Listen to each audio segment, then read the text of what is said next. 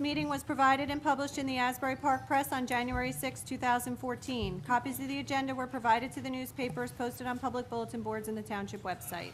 Thank you. At this time, I'll ask everyone to please turn off their cell phones and ask for roll call, please. Councilman Moore. Here. Councilwoman DeYoung. Here. Councilwoman Zapsik. Here. Councilman Mumolo. Here. Councilwoman Ponterero. Vice President Fosman. Here. President Leidecker. Here. Thank you.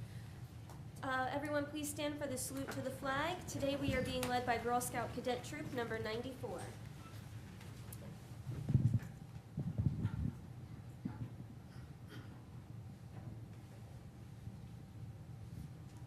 I pledge allegiance to the flag of the United States of America, to the republic for which it stands, one nation, under God, indivisible, for liberty and justice for all.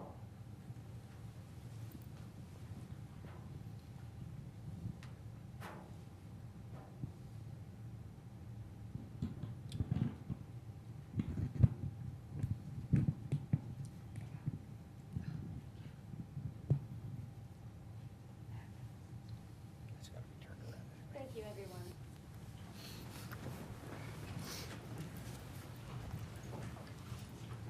Okay. At this time, we need to approve the minutes of the September 23rd, 2014 meeting. I'd like to make a motion. Second. Thank you. And roll call, please. The motion was made by Councilman Moore and seconded by Councilwoman DeYoung. Councilwoman DeYoung. Thank you. Councilman Moore. Yes. Councilwoman DeYoung. Yes. Councilwoman Zapsik. Yes. Councilman Mumolo. Yes. Vice President Fosman. Yes. President Leidecker. Yes. Thank you. We have a few presentations on the agenda, and the first one is Girl Scout Troop number 94, who just led us on the pledge. And I'd like to invite the mayor and the ladies to the floor, and Councilwoman Zapsik.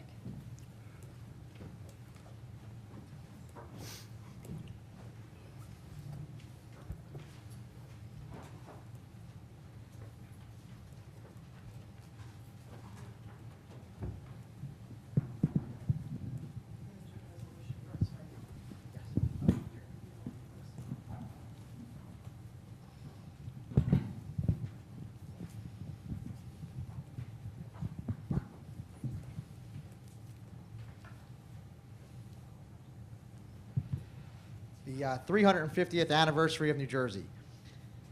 The year 2014 marks the 350th anniversary of the Charter conveying all the lands between the Connecticut River and the east side of the Delaware River from Charles II to James, Duke of York. It also marks the 350th anniversary of the execution of deeds of release by said James, Duke of York, to Lord John Berkeley, Baron of Stratton, and Sir George Carteret of Saltram, which said tract of land is hereafter to be called by the name or names of Nova Caesarea or New Jersey. The year of 2014 will also be the 350th anniversary of the signing and publication by Lord John Berkeley and Sir George Carteret of the concessions and agreements of the Lords Proprietors of the province of New Caesarea or New Jersey, to and with all the adventurers and all such as shall settle or plant here, a declaration of the organic law of the colony, and truly the Magna Carta of New Jersey. The foregoing events mark the beginning of the separate history of New Jersey as a colony. It is fitting and desirable that we commemorate these beginnings of our state together with its subsequent history and its present and future role in the family of the United States for the benefit of all people of New Jersey and the nation, with particular focus on the core values that have shaped our state and the Township of Brick. Because of all these reasons, I, John G. Ducey, the mayor of the Township of Brick and the County of Ocean and State of New Jersey, call on residents to celebrate the 350th anniversary of the establishment of New Jersey as a colony, and do hereby proclaim 2014 to be the 350th anniversary of New Jersey. And I want to thank Nora and Corinne for coming here from Troop 94 and helping us out with today's event. And next up is Councilwoman Zapsik. Thank you. It's my pleasure to present the resolution on behalf of the council. Whereas the year 2014 marks the 350th anniversary of the Charter conveying all the lands between the Connecticut River and the east side of the Delaware River from Charles II to James, Duke of York. Now therefore be it resolved by the Township Council of the Township of Brick, County of Ocean, State of New Jersey, we join Mayor Ducey in recognizing the 350th anniversary of the establishment of New Jersey as a colony and call upon all citizens to reflect upon the significance of this event and the role that our state and its citizens have played in the history and development of our nation, and to participate in this important commemoration.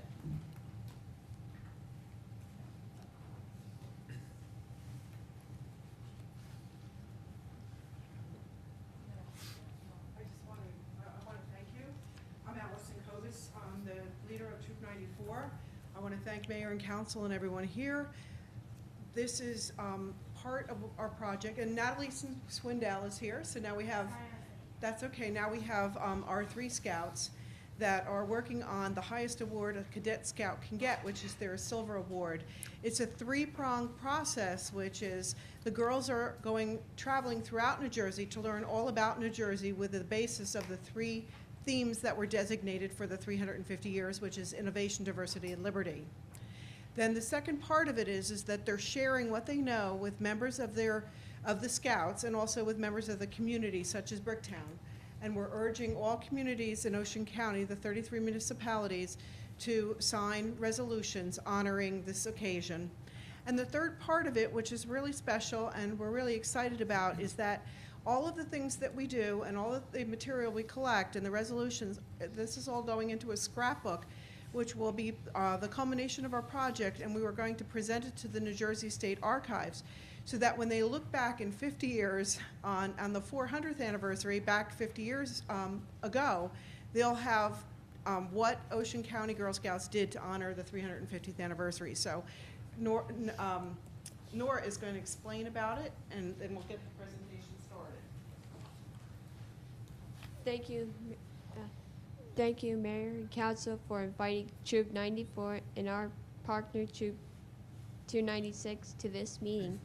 We are here to talk about New Jersey's 300th birthday, which takes place this year. That is when England's King Charles gave his brother a large piece of along the eastern seaboard. James gave the land we call New Jersey to his loyal men, Lord John Berkeley and Sir George Carteret. The state of New Jersey has established 3 themes for this year's celebration. They are innovation, diversity, and liberty. My theme is innovation. Innovation is about great inventions and great people who made them. Here are some inventions from New Jersey: light bulbs, baseball, bubble wrap, barcodes, band-aids, movies, TV dinners, bubblegum, and stained coffee and translator. Corinne Kovas will now tell about the Liberty theme.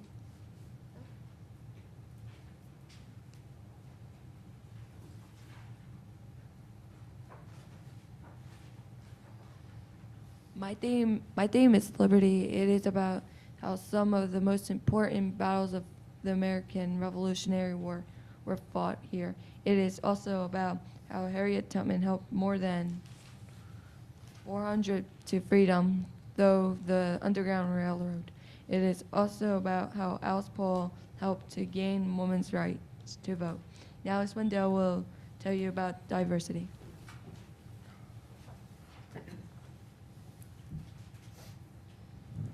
My subject is about the diversity of New Jersey. Diversity is about the many different people, talents, topography, and industry that New Jersey has to offer.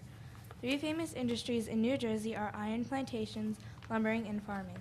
With New Jersey, you have many different landforms, such as beaches, such as Seaside Heights and Ocean City, oceans such as the Atlantic, hills, valleys, and farmlands. There is a diversity of famous people that have come from New Jersey. Kelly Kulick, a woman bowler, Carl Lewis, an Olympic runner, Yogi Berra is a baseball player, Jim Dowd played hockey for the New Jersey Devils. There are so many different singers and artists that have been born in New Jersey or have lived in New Jersey for part of their life. The Jonas Brothers, John Bon Jovi, Whitney Houston, Linda Hunt, Michael Landon, Tom Cruise, Frank Sinatra, and Bruce Springsteen. Nora will come and talk again. Now you learned about New Jersey's great history. We want you to thank you for helping us share what we have found with our citizens of Brick. We are also doing a special legacy scrapbook that we plan to submit to the New Jersey State Archives to show. We celebrate New Jersey's 300th birthday.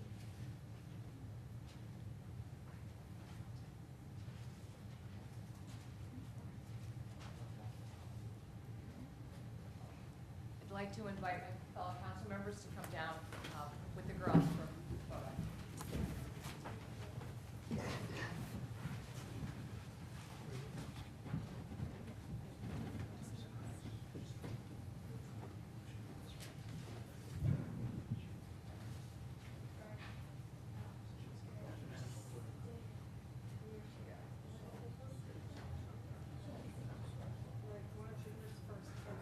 This is gonna be the photo that's gonna go into the archives. Okay, so, council step a little closer than it feels comfortable, so I get everybody in. Come over here, there we go. All right, I wanna be sure I see everybody. Oh, we should, actually, I can't see you. This is good, I'm gonna take one to show you.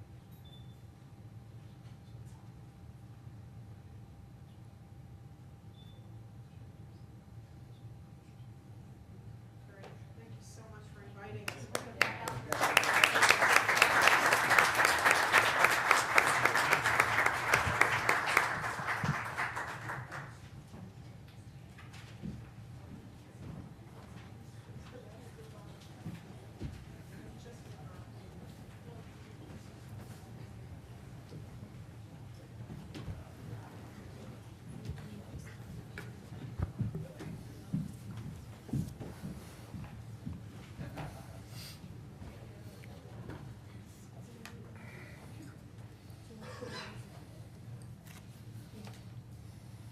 Mayor, would you like to come up for our second presentation for the Crossing Guard Recognition Day? And we'd like to invite Nancy Russo up as well, please.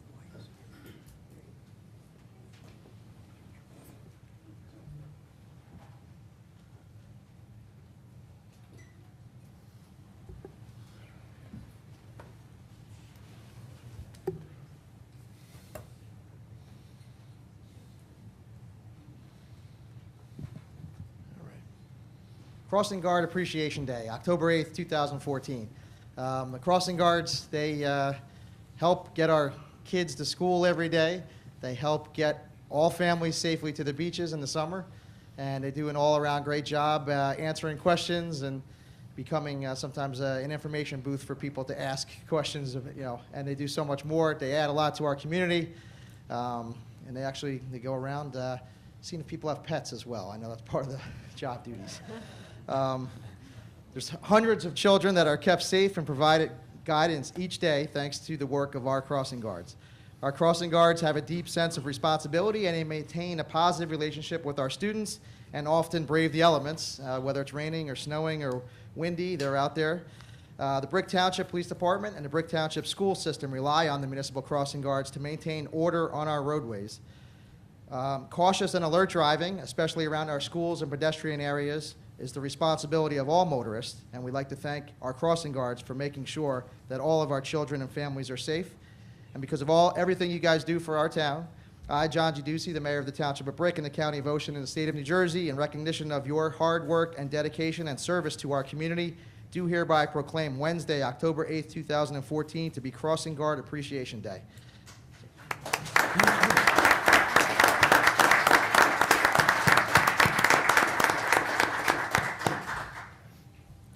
I have a resolution on behalf of the council, whereas hundreds of children are kept safe and provided guidance each day thanks to the work of school crossing guards. And whereas school crossing guards have a deep sense of responsibility, maintain a positive relationship with students, and often brave the elements to fulfill their duties.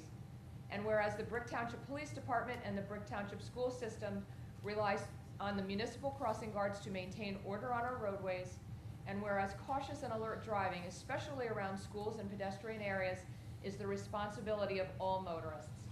Now therefore be it resolved by the Township Council of the Township of Brick, County of Ocean, and State of New Jersey, we join Mayor John G. Ducey and the Brick Township Police Department in recognizing the valuable service provided by our dedicated school crossing guards and proclaiming October 8th, 2014 as Crossing Guard Appreciation Day.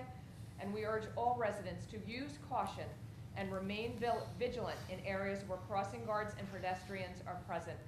It is my pleasure to present this to you, Nancy, on behalf of the council for the crossing guards. Thank you so very, very much.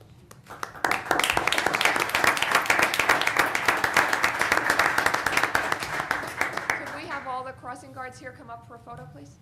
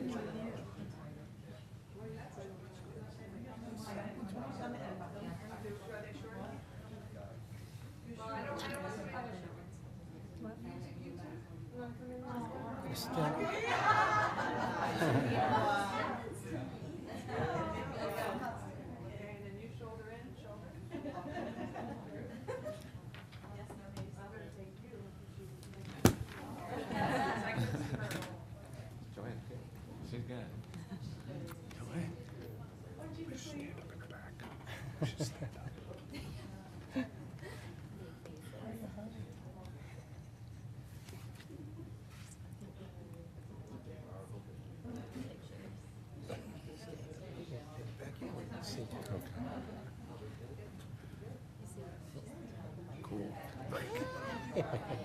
Mine will be glaring.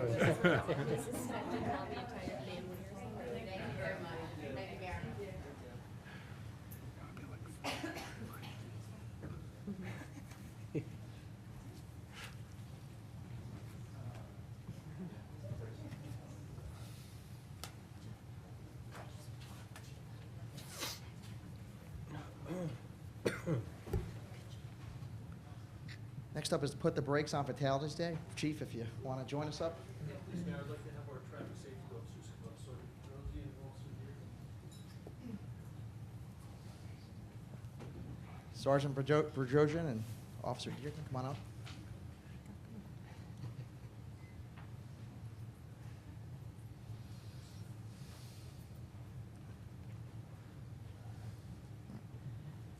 Across the nation, traffic crashes caused approximately 34,000 fatalities in 2012, and they are the leading cause of death for young people ages 15 to 34. In New Jersey, 542 individuals lost their lives in traffic crashes in 2013. Alcohol-related crashes accounted for 22.5% of the state's traffic fatalities, while 26% of all fatal crashes involved traveling at unsafe speeds. Motorcycles, bike riders, pedestrians, they all face increased risks on New Jersey's roadways as people opt for alternative modes of transportation. 57 motorcyclists, 14 bicyclists, and 132 pedestrians were killed in New Jersey in traffic-related crashes in 2013. Safer driving behaviors such as buckling up every ride, obeying posted speed limits, stopping for pedestrians and crosswalks, using crosswalks when walking, avoiding aggressive driving behaviors, never driving impaired, wearing proper safety gear while riding a motorcycle or bicycle, and focusing solely on driving by avoiding distractions can dramatically reduce the number of traffic-related injuries and deaths. I, John G. Ducey, the Mayor of the Township of Brick and the County of Ocean in the State of New Jersey, in conjunction with the Brick Township Police Department, do hereby proclaim Friday, October 10th, 2014, to be Put the Brakes on Fatalities Day, and I want to thank our Traffic Division and our Chief for the great job that they do here in town.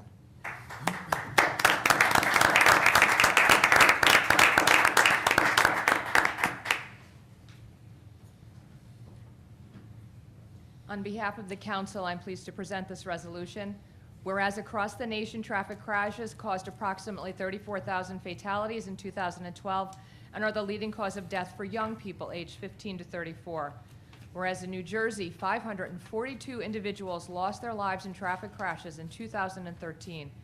Whereas alcohol-related crashes accounted for 22.5% of the state's fatalities, while 26% of all fatal crashes involved traveling at unsafe speeds. whereas motorcyclists, bicycle riders, and pedestrians faced increased risk on New Jersey's roadways as people opt for alternative modes of transportation. And whereas 57 motorcyclists, 14 bicyclists, 132 pedestrians were killed in New Jersey in traffic-related crashes in 2013.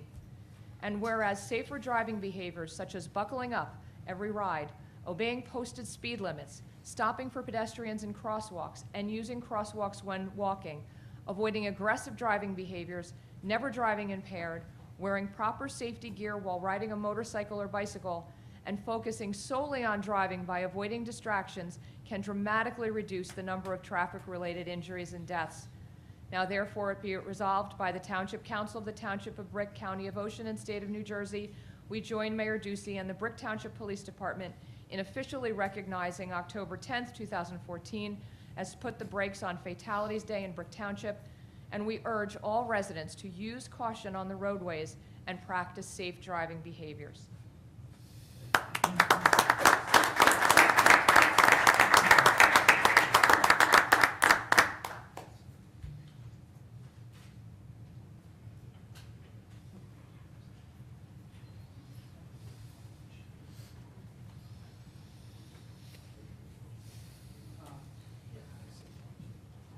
Okay.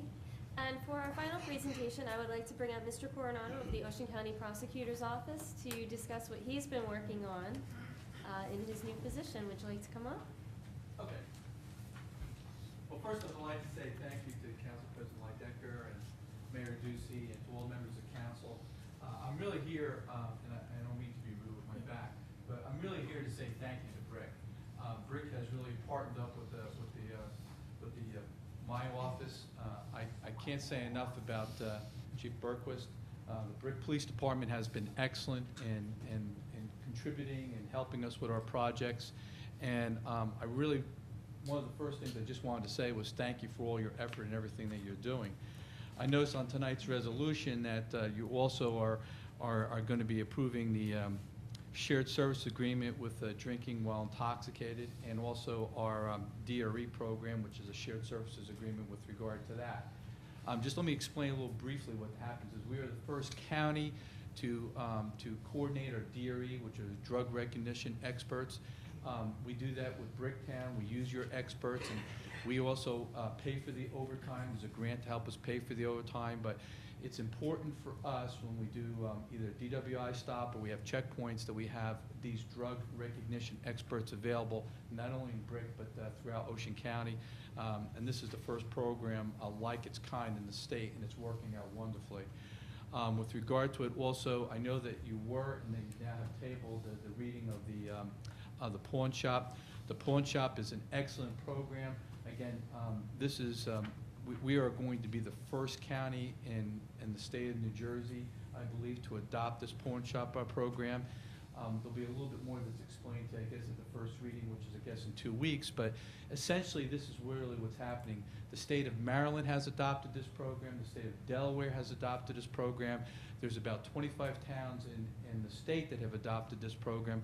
Once Brick and the rest of the communities in Ocean County adopt it, we're going to have a uniform program that's going to tie into both Delaware and to Maryland. I believe that once our county does it, and this mayor and council approve this ordinance, that the other counties will follow our lead, and New Jersey then will be tied into Maryland and Delaware. This will make a significant difference in breaking in entries and people who have lost merchandise that will be able to get it back, and I can't thank you enough for that. One of the things that we've done is Narcan, which is an antidote to heroin. Again, I thank Chief Berquist and also the EMTs. To date, we were the first county in the state of New Jersey to implement this program. As of today, we've had 100 reversals. Last year, we led the state in overdose deaths. I can tell you this year that's not going to be the case. The Narcan program has made a significant difference. I know all my assistant prosecutors, we went back to school this year. Again, we were back into all the schools, and it's important that we do educate the students as to what the problems that they're facing. So the program that we did was back to school on back to school night. There's forms, drug forms that we have put into place. This year, new in the schools, we put stickers into the schools. There's stickers in each of the lockers. What it allows is that There's a barcode on the sticker, and the students are able to download a mobile app into their phone, and they can use it to get our videos, they can send tips, they can report bullying. There's different things that they can do, and this is a new program that we put into place just this year. Additionally, we're expanding our canine units, which are our drug detection dogs. Are going to be in the schools, and yes, we will be in Brick this year doing inspections. So that's something that we do both in the high schools and in the middle schools. Again, I spoke about the pawn shop application, which is coming about. We've improved our intelligence reporting, and again, I know that Chief Bergquist has been at the cutting edge with my office to help implement that. We've turned out Tina's House, which is for sexual abuse, both for children and for women. That's a state-of-the-art facility, and hopefully by the end of this year we'll be get national certification with regard to that. And also, we've improved our website, our IT program, our mobile apps. I will leave here, I guess, a way that you can stay connected with our with the prosecutor's office through Facebook, YouTube, and also instant messaging. And one of the things I wanted to show here tonight, and one of the big reasons why here is a video. This video that we had was a joint project between my office. We were able to use the Brick High School, Memorial School Drama Club. It was professionally released. It's professionally done. It's a series of videos that we're going to produce. We've produced 2 of them so far, one in Point Pleasant, which deals with drug and distribution of drugs in schools. This one is about drinking and driving. We're actually producing 2 now during the fall. The bids have went out, and we're going to be producing 2 more videos this fall. And it is the intent of my office to produce about 10 or 12 of these videos and to use as a curriculum to be teaching it to schools. I thought that with the help of, again, the Brick Police Department, the Brick Schools, I thought that this video should be revealed here. And again, I can't thank you enough. So let me just go to the video, so to speak. Thank you.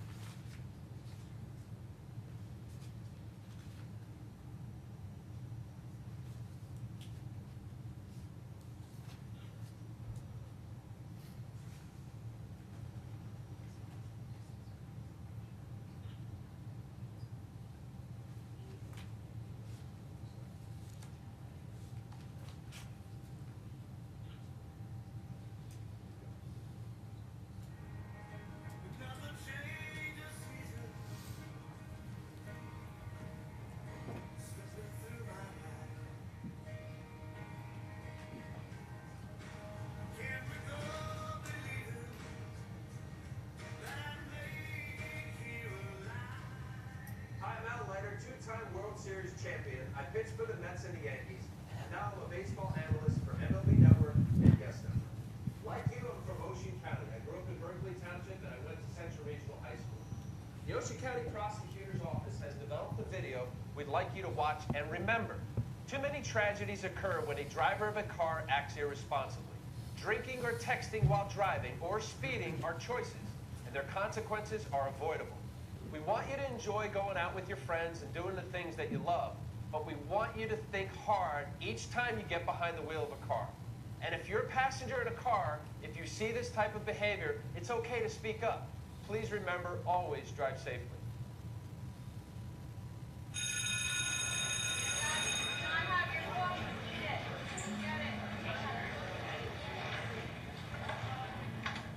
Hey, Rory. Jim, are you ready for that chem test today? You ready for prom? What are you asking?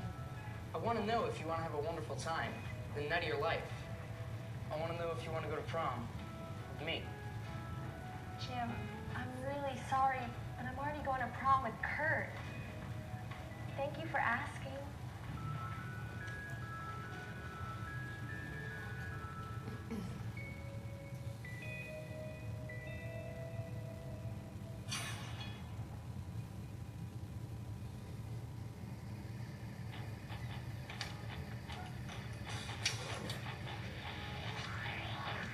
So you think Rory's gonna be at the after party? Everyone's gonna be there. Think she's gonna bring her chess club date? Doesn't matter to me. I'm going to Ben Schramer's for the beverages and the fine conversation. Dude, don't drink your sorrows away in front of her. That's embarrassing.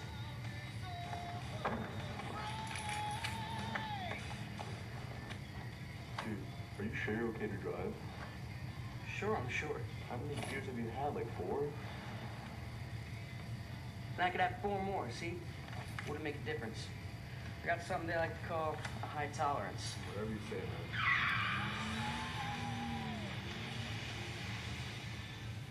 What's the next thing you remember? I don't know. Waking up, maybe? I remember tasting blood in my mouth.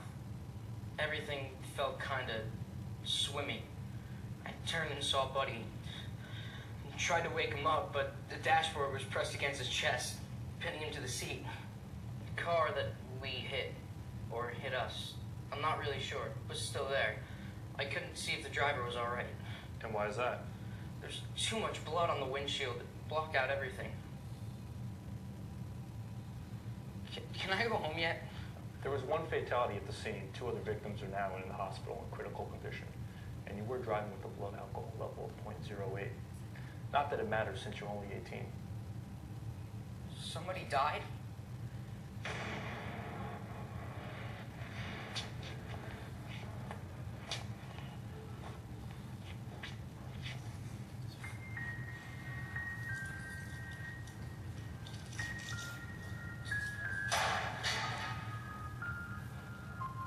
Parents are on the way. We'll let you know when they're here.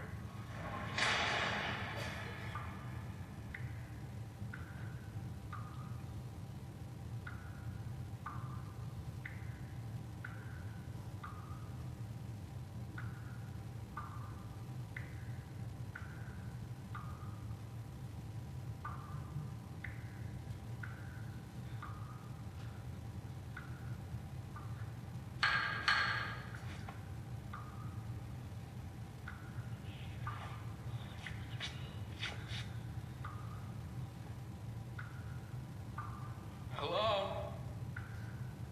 Don't I get a phone call or something?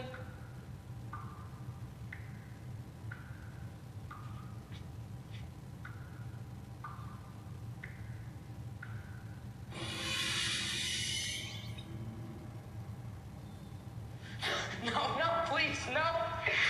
You need to come with me, Jim. I have something to show you. Something to show you. Rory, is that you? What are you? I'm dead, thanks to you. Where the hell are we?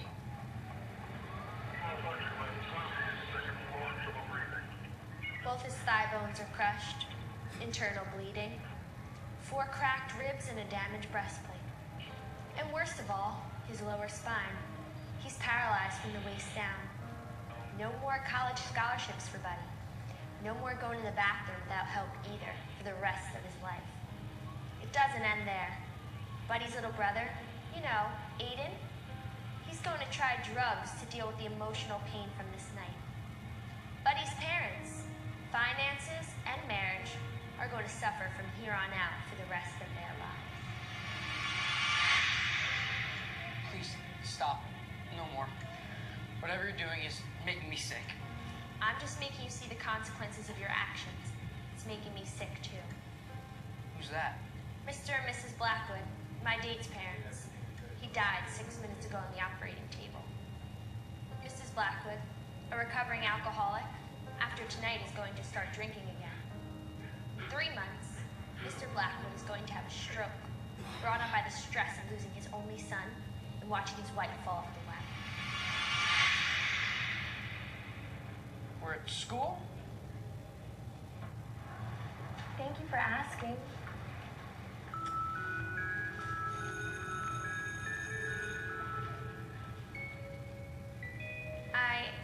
didn't have a date with Kurt yet.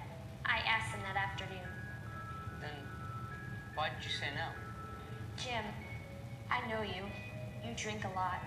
Every weekend, every party. But you never let anyone else drive you home. Then why didn't you tell me that? Why didn't you say something? You wouldn't have heard me anyway. It's like hearing whispers from a ghost.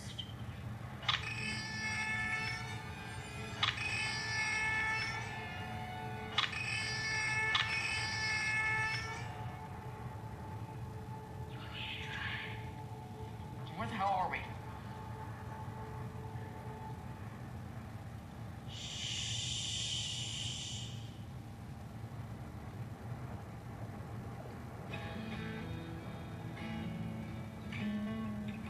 I'm embarrassed that you asked me, Rory. And why is that? I've had a crush on you since the 3rd grade. I should have asked you. Why didn't you? I just thought...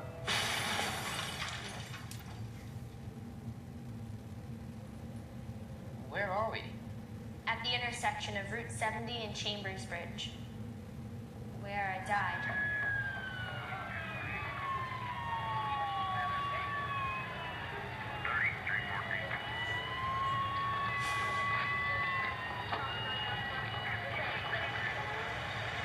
You're at the hospital getting checked out. They've already carted off Buddy and Kurt. I'm the last one. And why is that? I died on impact.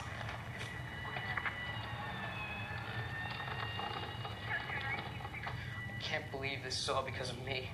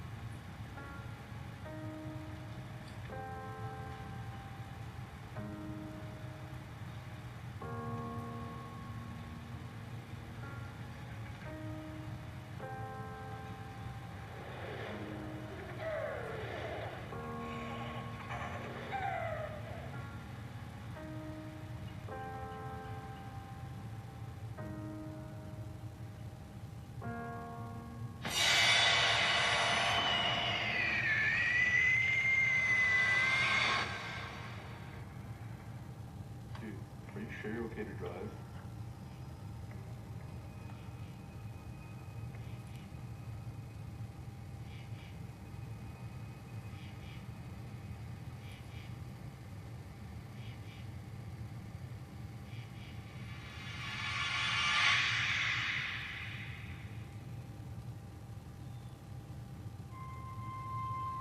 I lost my son, James, on May 13, 2011.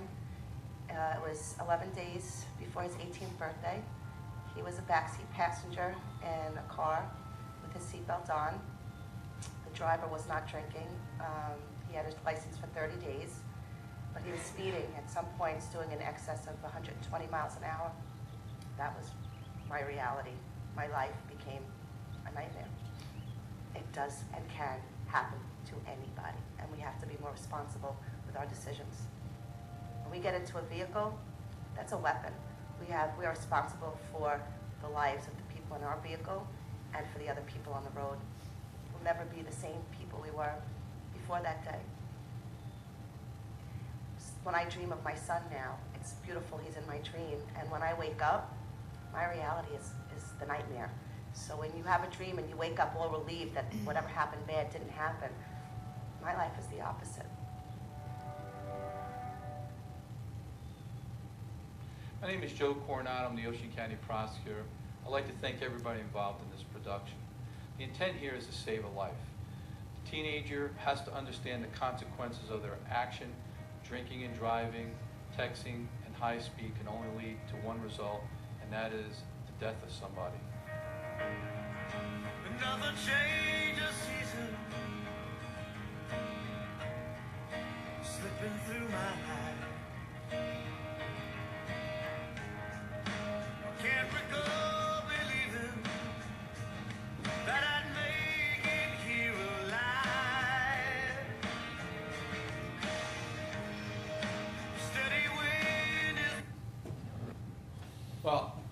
This is one of several. We produced one, I guess, which is Point Pleasant, which is the first right turns one, and I also like that video. That's a very good video. But again, we don't use taxpayer money. This is all forfeiture money. If you believe it or not, those are high school students that really perform here. Obviously, it was done right here in Brick, and I'm here to say thank you. It's something that we would then show in all the high schools throughout New Jersey, really throughout Ocean County, and also the middle school. And again, without the cooperation of both your police department, your school system, and also this town, we couldn't do it. So that's why I'm here. Thank you very much. Thank you. Thank you.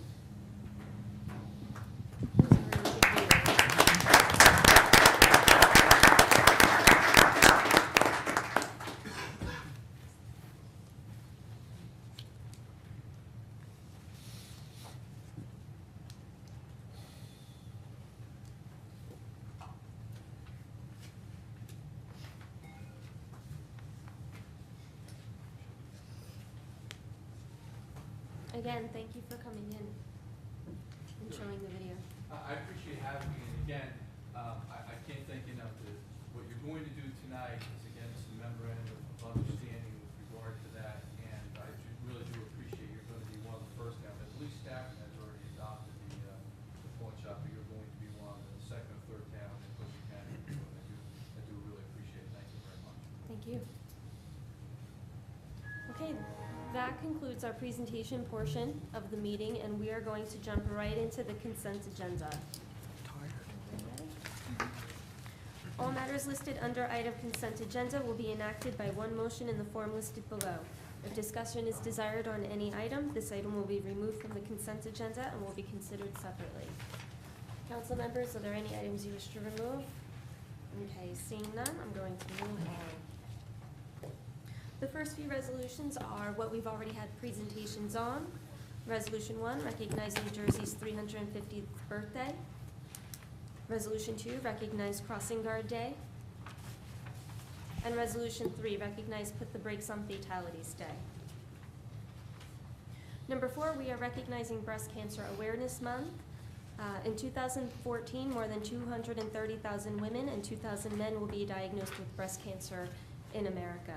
While considerable progress has been made to fight against this breast cancer, it remains the most commonly diagnosed cancer here in America, and also the second leading cause of death among women in the United States. And this resolution is our encouragement to familiarize yourselves with the risk factors and the symptoms of the disease, and know that when breast cancer is caught early, treatments work best and survival rates do increase. Resolution 5, recognize National Down Syndrome Month. Approximately 1 in every 691 children are born with Down syndrome, representing an estimated 5,000 births per year in the United States.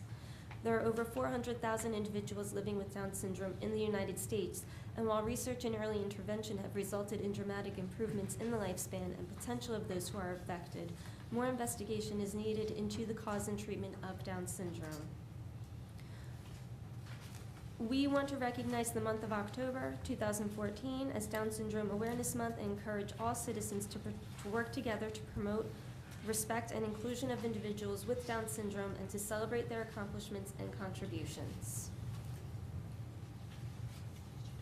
Resolution 6, authorize acceptance of the best practice inventory. This is something many of you are probably familiar with. It is a checklist of questions that we get from the state. And it's on a whole variety of topics. I believe there are 50 questions on this, and it ties into state aid. We did score very well on it, and I believe that we are getting 100% of the total state aid because we do meet the requirements, right?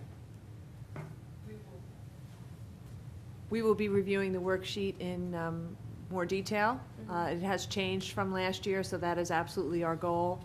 And as in the next few weeks, we will be going line by line on the worksheet to make sure we get as much points as we are qualified for to get whatever state aid that we have coming to us. All right, thank you.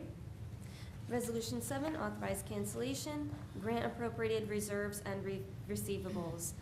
We received an extra $20,000 for the grant pump out program in 2013 because they brought a second boat online for us to utilize.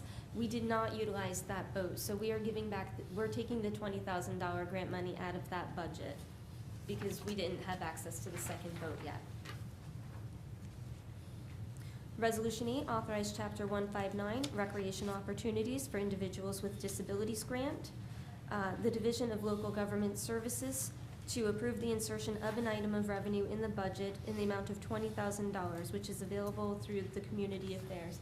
Ms. Zapsik, would you like to enlighten us on this? Yes, thank you. This opportunity, this grant opportunity is offered through the State Division of Recreation. It's an annual announcement that comes out. In recent years, it has become a highly competitive award, and we have received the maximum award that they are funding in any municipality this year of $20,000. It will fund a winter break camp for our children, and the program is inclusive of children both with and without disabilities. So if there are peers, friends, siblings, they can participate in this program along with their friends. It will involve a series of recreational trips that they will go out on. I spoke with Dan Santinello of the Rec Department today, and there is no limit. They're not capping this at all. Basically, as they fill up a bus, they basically kind of want to get to 1 or 2 filled bus loads, but all children who want to will be able to participate in this winter break camp. Thank you. Number 9, authorize Chapter 159, Drunk Driving Enforcement Fund. We are receiving a grant in the amount of $23,560.07, which is available through the Division of Highway Traffic Safety, the Drunk Driving Enforcement Fund. So we're asking for this money to be appropriated into our budget. Number 10, authorize rejection of bid and rebid, DPW Vehicle Maintenance Shop Wall and Floor Coating. We did receive bids, but when bidding, a contractor or subcontractor must possess a valid Public Works registration certificate. The one sole bidder that we did have for this project did not have that certificate. So unfortunately, we have to reject the bid and go out for a second bid. Resolution number 11, authorize award of bid, Ocean Beach 3 concession. Sealed bids were received on September 30th and reviewed by the Director of Recreation. Bids were mailed to 56 prospective bidders, and only 4 packages were picked up and only 2 bids were received. We received 1 bid for our current vendor, Frederick Toscano of Beach Express South, with a bid of $83,121. The second bid, which is a new vendor of Park Eats out of Homedale, New Jersey, had a bid of $120,159 for the 3-year contract. And we are awarding it to Park Eats of Homedale for the 3-year contract. Their bid will pay the township $40,053 per year for each year, for 3 years. Resolution 12, authorize award of bid, powered ambulance stretchers. This is going to Stryker Medical at a cost of $15,608 per stretcher, but we are also, that's for 3 stretchers. We are also trading in 2 stretchers, and we do receive a $800 refund per each stretcher, so that would be $1,600 as a refund. Resolution 13, authorize NJPA purchase, combination jet vacuum sewer cleaner. What this does is suck all that leaves and sand and everything out of our sewers so we can have an effective sewer system here in town instead of leaving them filled with debris and then we have flooded streets. We are going through the National Joint Powers Alliance, which is the NJPA, to purchase this vehicle, and we are paying $331,318. Resolution 14, authorize NJPA purchase of a Caterpillar 420F backhoe loader. We're also going through the National Joint Powers Alliance for this, and the amount of this vehicle is $95,700. Resolution 15, authorize removal from alternate municipal prosecutor pool, Glenn Harrison Esquire. He is just asking to be taken off the attorney pool. Number 16, authorize change order number 2 final, Drum Point Sports Complex softball field project And this project is now complete, and we're paying the final bill. That is for $87,059.52. 17, authorize rejection of bid for purchase and delivery of gasoline to DPW. On August 22nd, 2014, we received the bids. 12 bidders received the packages. Only 2 bids were submitted. Unfortunately, the bids were submitted by the same person, and each bidder is only allowed to submit 1 bid. So for that, we had to reject it, and hopefully we will be taking care of this at the next council meeting. Number 18, authorize Ocean County Recycling Center use and revenue sharing agreement. I'm sure many of you know that every year we get a nice check from the county for our recycling program. And as I understand it, our recyclables are up 20%. Right, Council Vice President? Yes. Yes. It's a terrific number, and hopefully we can keep pushing that higher. This is a 5-year contract, and we do get paid twice a year, once in March and one in September, and it goes by the tonnage that we recycle. So everyone, please fill your recyclable cans. Let's get that money back in the township. Number 19, authorize shared service agreement with Ocean County Prosecutors Program, driving while intoxicated. Prosecutor Coronado spoke a little bit about this in his presentation, and this is agreement for our township officers to work with the Ocean County Sheriff's Department for drinking and driving. And what it covers is, it's a traffic program enforcement. I lost my spot. But it's to reduce the traffic fatalities. So they're going to be out there looking for people that are drinking and driving and get them off the street to keep the rest of us safe. Number 20, authorize shared service agreement with Ocean County Prosecutors Program for the Drug Recognition Call-Out Program. This is, again, something else that the prosecutor spoke about while he was here. And this is so our officers will have a trained officer that will work with the county that's trained to recognize a person that is on drugs and, again, get them off the street. Number 21, authorize memorandum of agreement for the Teamsters for the crossing guards. This is for Teamsters Local 469. Their current term is from January 1st, 2012 through December 31st, 2015. The parties have determined that the agreement contains incorrect rates in Article 5, and the hourly rates are inconsistent with the memorandum of agreement entered into between ourselves and them, and this resolution just clears up that language to make sure that we are all on the same page. Number 22, authorize memorandum of agreement, TWU, snow and salt rotation. What this list does is put from seniority on down for the parks and DPW onto one list. And as you all know, we do utilize our own township workers for snow plowing and salting. And what the list does is, you know, you start with the top guy and you work your way down and you just call them out, and it's a fair share of overtime instead of, you know, it's just a rotation so everybody gets a shot at the overtime for snow plowing and salting. And this just establishes that list. Number 23, authorize special events permit for Avery's Carnival. This is a great event that is held every year. This year it's on October 19th at 627 Maniloking Road between the hours of 1 and 5 p.m. And I know this is something near and dear to Councilwoman Zapsik, so I'm going to ask her to speak on it. Thank you. In April of 2008, Avery Lubrecht of Brick was diagnosed with a rare form of brain cancer. She was treated at Children's Hospital in Philadelphia, but the cancer was aggressive and she passed away 4 months later. She was 4 years old. Each October, the Standing Ovation School of Dance organizes and hosts Avery's Carnival in her memory and to raise money for pediatric cancer research at Children's Hospital. While the incidence of childhood cancer has risen 29% over the last 20 years, research is vastly and consistently underfunded, with the National Cancer Institute spending 96% of its budget on adult cancer research and only 4% on childhood cancers. So I would urge everyone to support this event. Thank you. And it is a lot of fun. It's for a really great cause. They have some rides and face painting and such, so please, everyone come out. Number 24, authorize tax liens for property cleanups, Public Works. This is something we're all familiar with. The property is 204 Winchester Drive in the amount of $2,498.55.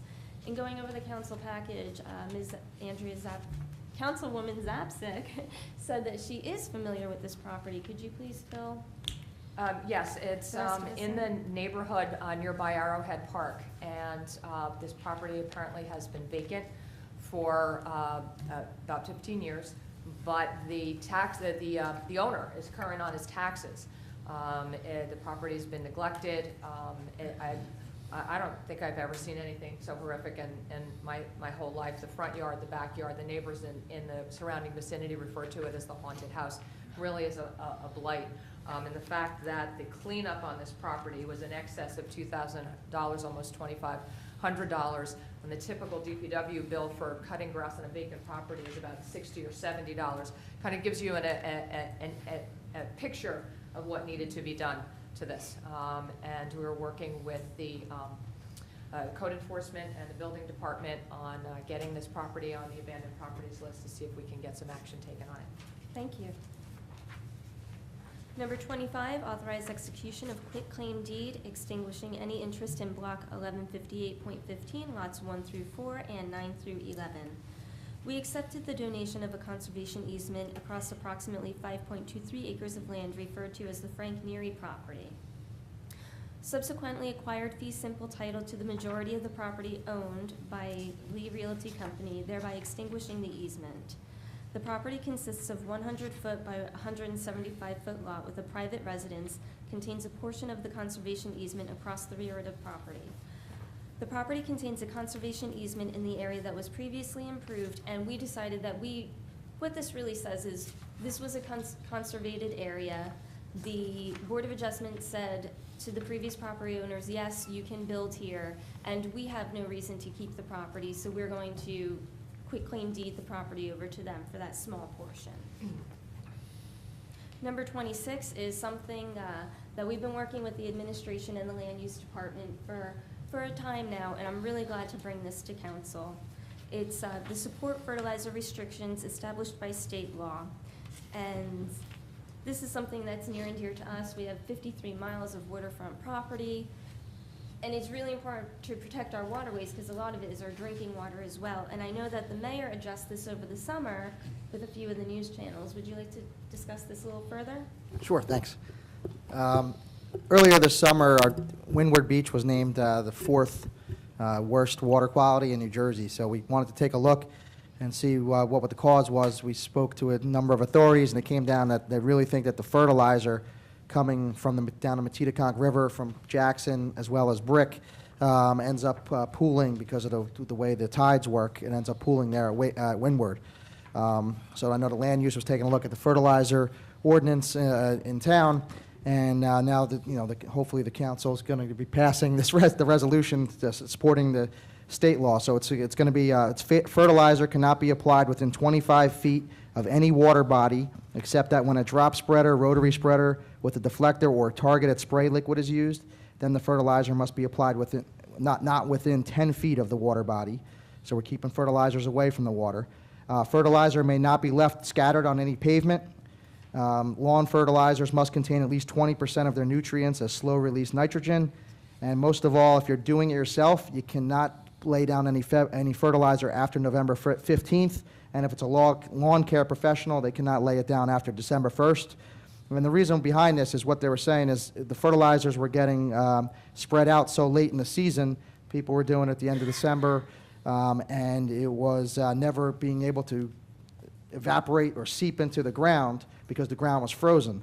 So then what would happen is the first snow would come or a heavy rain would come, and the fertilizer that did not go down into the ground was now getting washed out into the street, down the storm drains and out into our beautiful beaches, and thereby causing some water problems.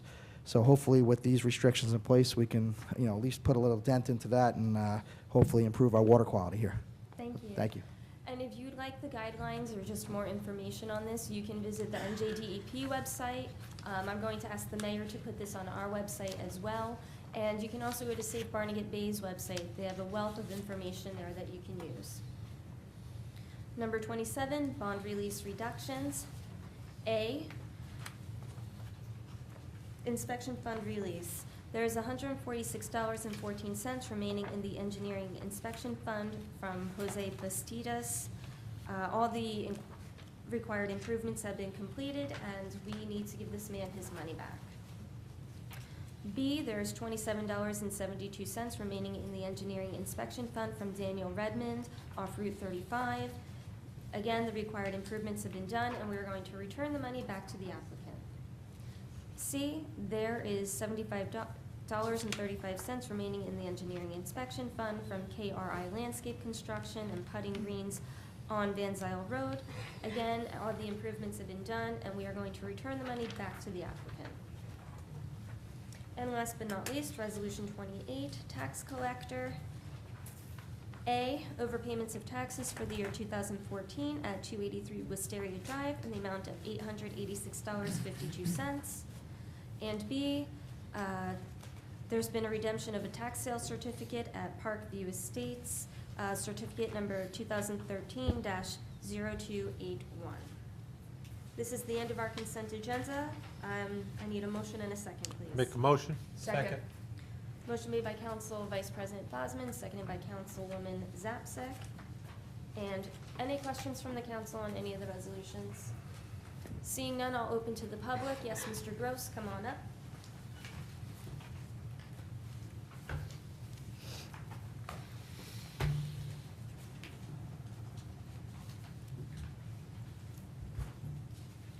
Oh, Richard Gross, it's okay. we're gonna get that turned around anyway. I'm questioning number 13. It's been my understanding that the MUA is responsible for water, and that, of course, includes the sewers. Why are we, the township, buying a vacuum jet and the MUA really should do it? I'm gonna give this to our business administrator. Storm drains. It behooves us to keep our storm drains clean, to help offset the damage from water retention. We are 53 miles of beachfront property. We have a lot of areas that flood and retain water after it rains, so it's in our best interest to maintain the storm drains, keep them clear of leaves, and help reduce the impact of some stagnation from water and flooding. I agree with you, but shouldn't that be MUA's responsibility? No, they do the sewers. The storm drains are ours. They do the sewers. Correct. The storm drains are ours. But the sewers and the storm drains are two separate things. Yes. Correct. These are two separate things? Oh, that wasn't a question, that's a statement. They are two separate things. Yeah. Everybody normally calls storm drains sewers. I mean, I do it too. I say, oh, the sewer out in front of my house, that's a storm drain that goes to the, that's not a sewer, because it goes directly into our water. That's not where waste goes. Should change the terminology. Thank you. Thank you. Yes, Ms. Call.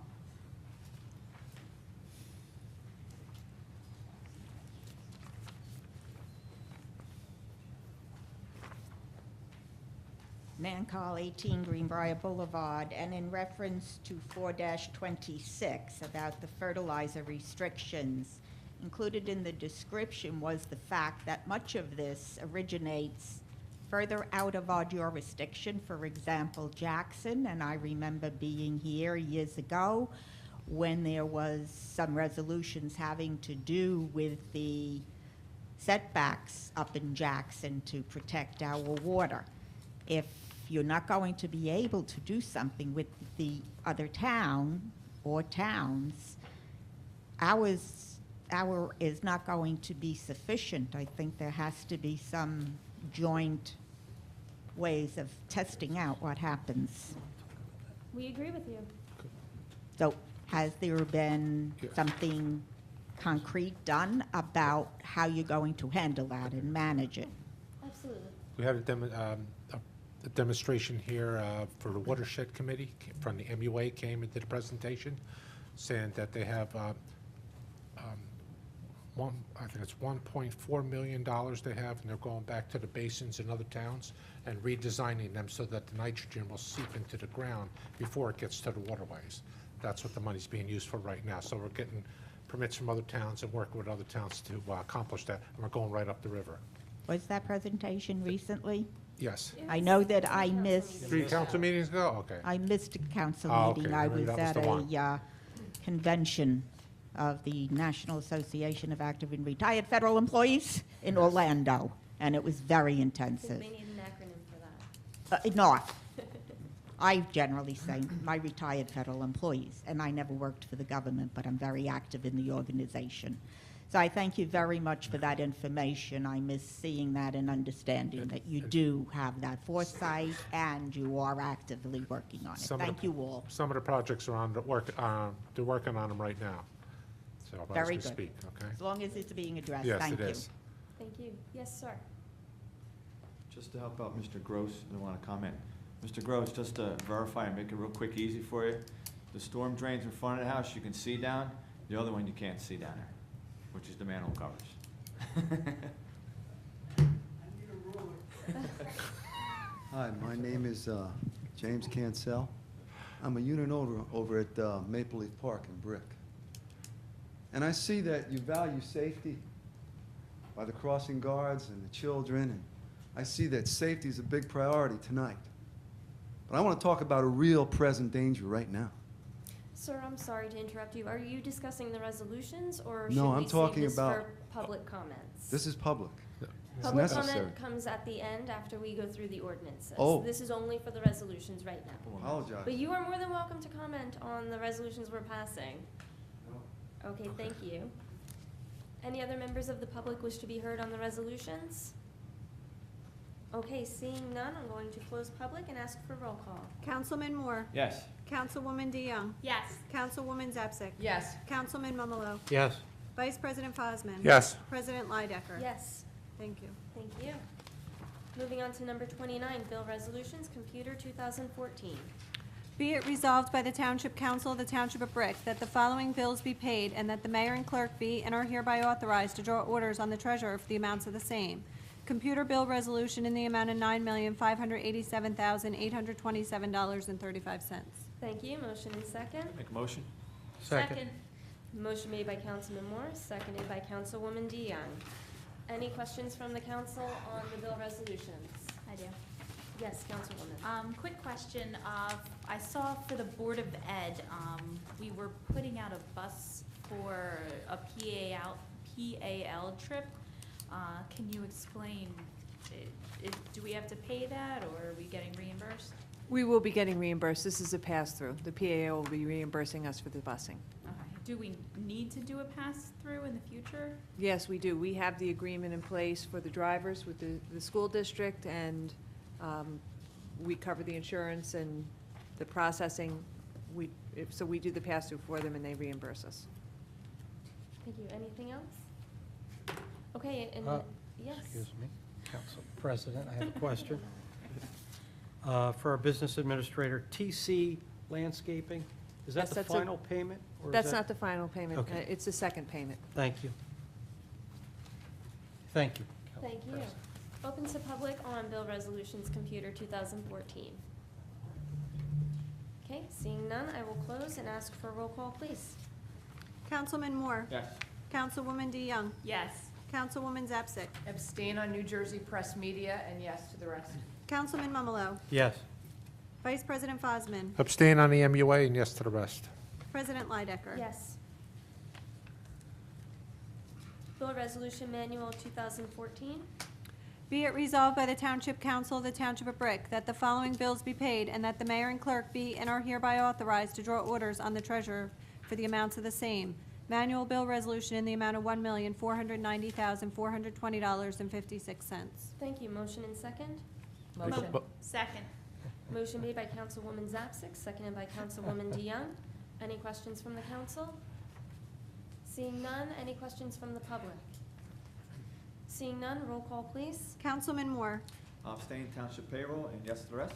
Councilwoman DeYoung? Yes. Councilwoman Zapsik? Yes. Councilman Mumalo? Yes.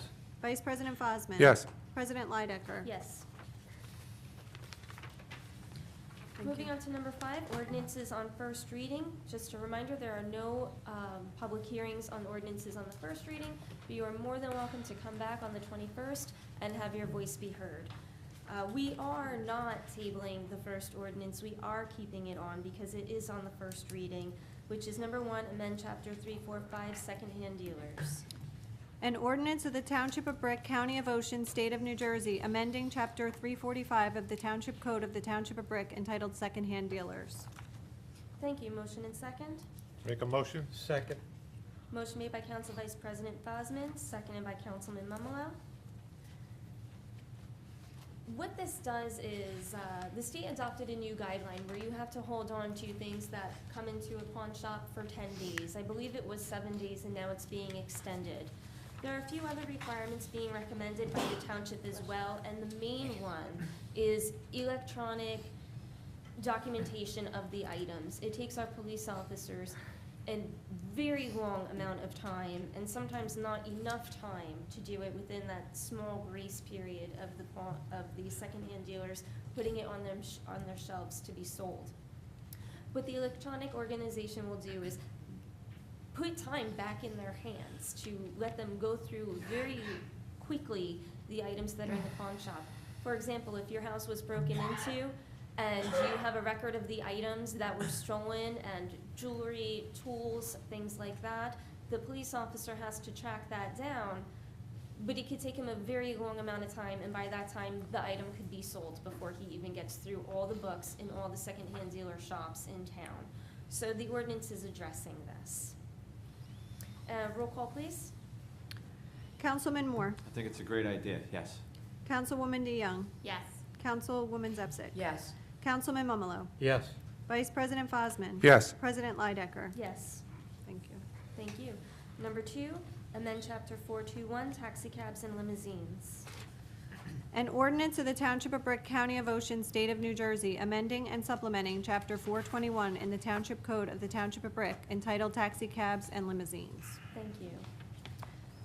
This has gone through the Public Safety Committee, and I think they've made some really great changes that they want to introduce into the township. One of the major changes is an applicant will be disqualified from obtaining a taxi cab's license if they have been convicted of particular crimes, such as kidnapping, sexual assaults, robbery, some really major crimes with a person that you probably wouldn't want to get a ride from in the first place. That's my opinion. Secondly, another major change that we're making is it shall be unlawful for any owner of a taxi cab to sell, lease, rent, assign, or transfer a taxi cab license without getting permission from the township clerk, nor can they rent out their taxis without getting permission. We are also establishing a few fines as well that would subject the license owner to these fines and penalties, which operate the taxi cabs. They'll be charged separately. So, for example, if you are found guilty after a hearing with the municipal court of a violation for operating a taxi cab without a license or without a valid taxi cab operator's permit, there will be fines and penalties for that, which we believe are reasonable. You can get copies of these ordinances. You can contact the council office or the administration office if you'd like to review them in more detail. Motion and second, please. Make a motion. Second. Roll call. Councilman Moore. Yes. Councilwoman DeYoung. Yes. Councilwoman Zepsic. Yes. Councilman Mumolo. Yes. Vice President Fosman. I'd like to talk about this a little bit. I think we should go a little further. I think since I believe we're having a problem with the taxi cab drivers not being licensed to drive a cab. That's our problem. And what we have to do is have them put all the drivers in with their taxi cab license numbers in with this application. This way we have an indication of who's driving for that company. I mean, they can hire anybody, but the only way to catch them is to have them pulled over by the police, and the police will check if they have a license. If they don't have the taxi cab license, then they get a fine. And we should enforce that fine and find the driver, and just like it says in here, find the driver and find the company, because if we have a habitual offender.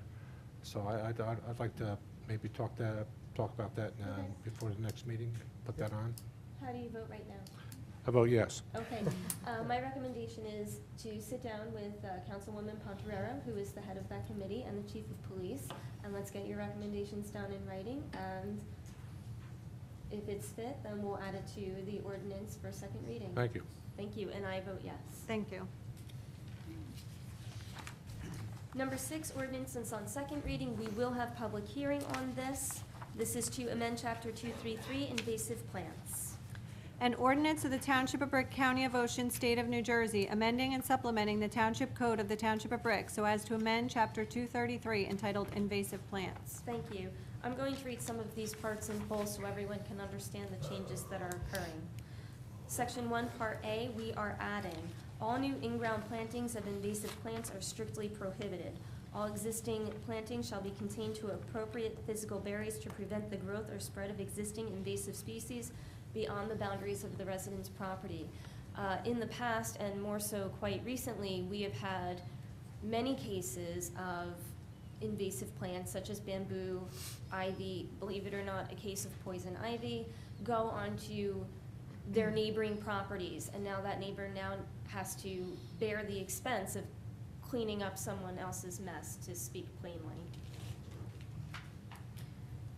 If your property, if you do have one of these invasive plants and now it's growing onto your neighbor's property, you will now have 30 days to remediate that problem. And there are fines that go along with it, but hopefully the person will clean up the invasive species before it gets to that point. So what we needed to do is to change the ordinance to give it some teeth, because we know that there have been residences and property owners that have had some serious problems and have not been able to remedy their issues because our ordinance really wasn't that effective. Motion and second, please. Make a motion. Second. Motion made by Council Vice President Bosman, seconded by Councilman Moore. And I'm going to ask if the council has any questions or comments.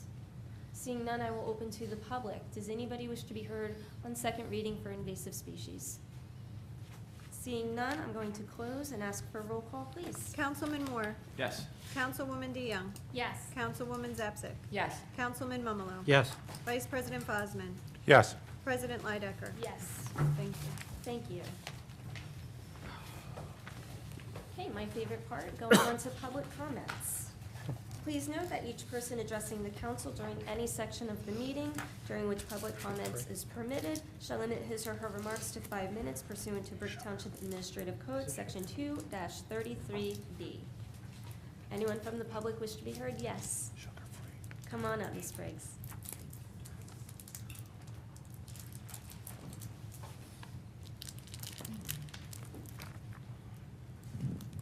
Melanie Briggs. First, I'd like to say that the presentation by Prosecutor Coronado was excellent, and I have a question.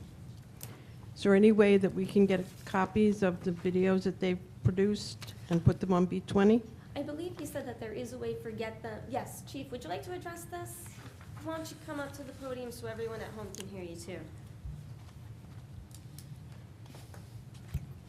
If you go onto the Ocean County Prosecutor's website, the videos are there. You can download, you can watch them from that website. You can also download them from the website.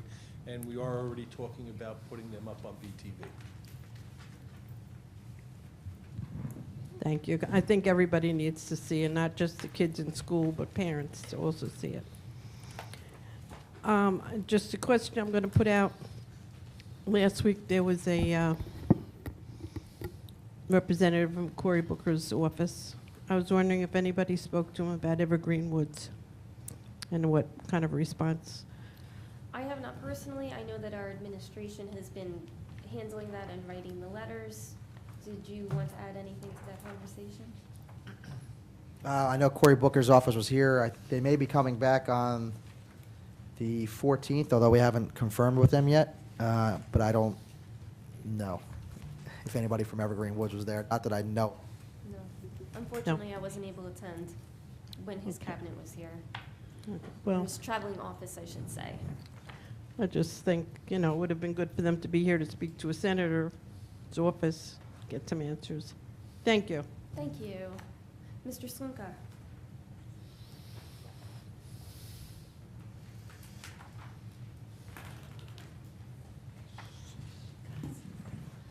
Good evening.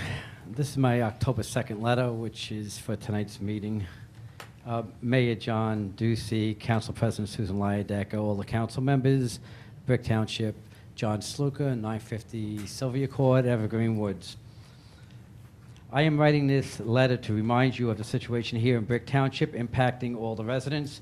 During the last few years, residents of Brick Township, and in particular the Evergreen Woods condominium area, have been appealing to the New Jersey Turnpike Authority to correct the problems for residents that the NJTA has caused by the expansion of the Garden State Parkway. The expansion of the Garden State Parkway in certain areas of Brick Township has truly injured the lives of thousands of residents.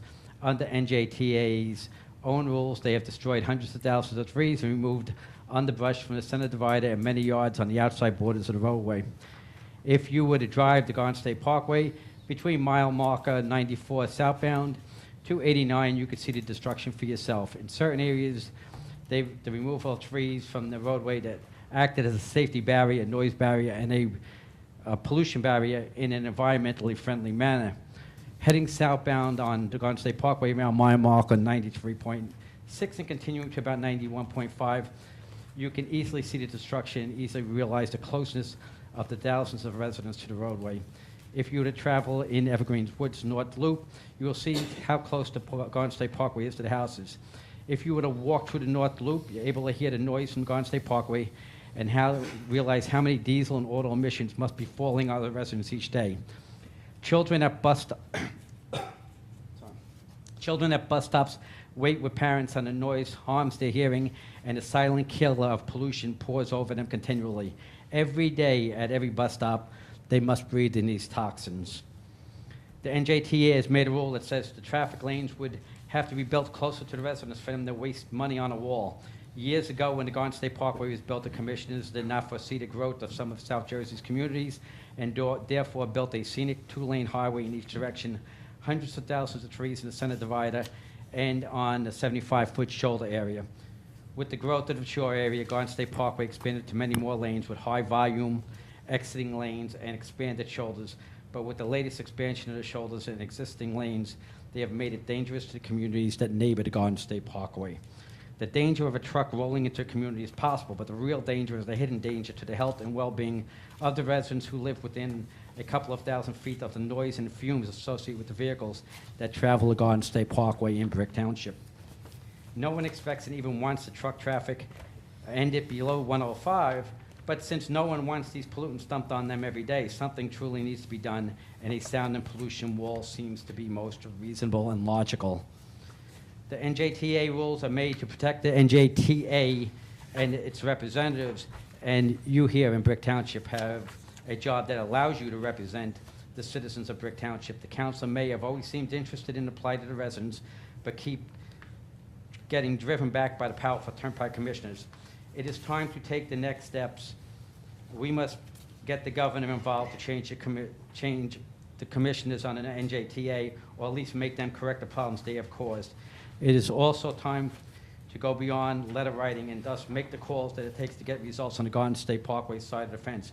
Besides having an NJTA, do the right thing. It is time for Brick Township's government to find a way around S9 regulations and install a tree-line buffer in Evergreen Woods Complex with monies received through that No Net Loss Act, because they took the money they're putting in is the money they took away from the lives of the people in Brick Township, where they impacted the lives of Evergreen Woods. Cory Booker and Bob Menendez are both national senators, U.S. senators, and yes, I've talked to them both. And yes, they say there's not a lot they could do, because they're the U.S. senators. They're not the state senators. They're not local representatives. They're not the governor, more than likely. So it's, you know, again, and I still continue to write them, and the governor. Thank you. Ms. Call?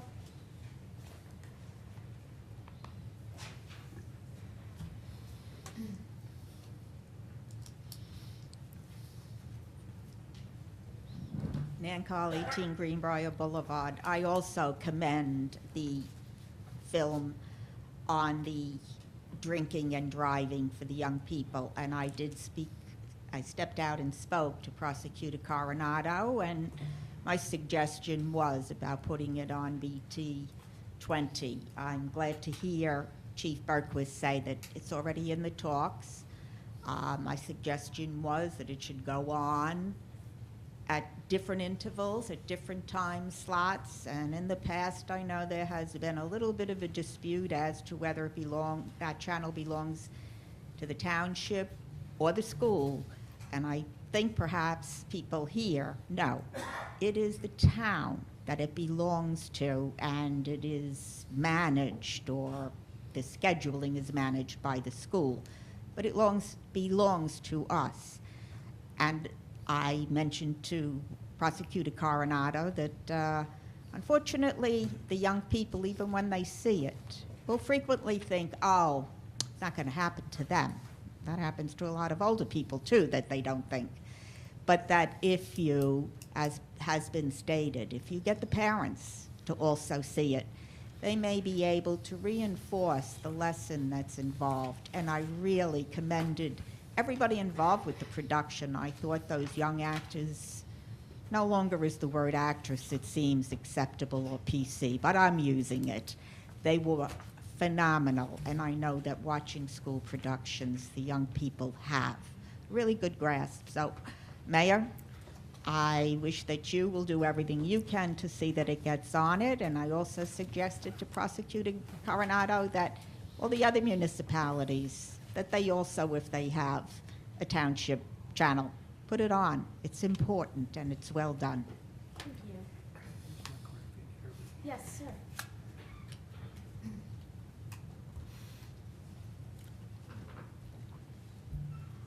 As I stated earlier, I'm a resident of Maple Leaf Park. We do If you need go your to- name, though. Oh, James Cancel, sorry. Thank you. 306B Sawmill Road, Brick, New Jersey. And we talk about safety tonight, children, but there's a real danger over there.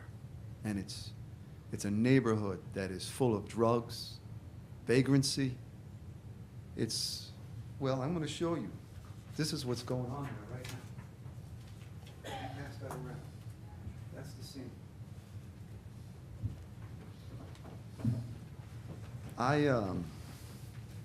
I moved there 7 years ago, single father raising 2 boys. Since then, I've been kept awake at night by late night partying, revelry, loitering. And I'm not the only one. You're well aware of it if you go to the website, are you not? Are you well aware of this? Let me get to the points I want to make. First of all, I want to start with the broken windows theory. You know that, Chief? Broken windows theory?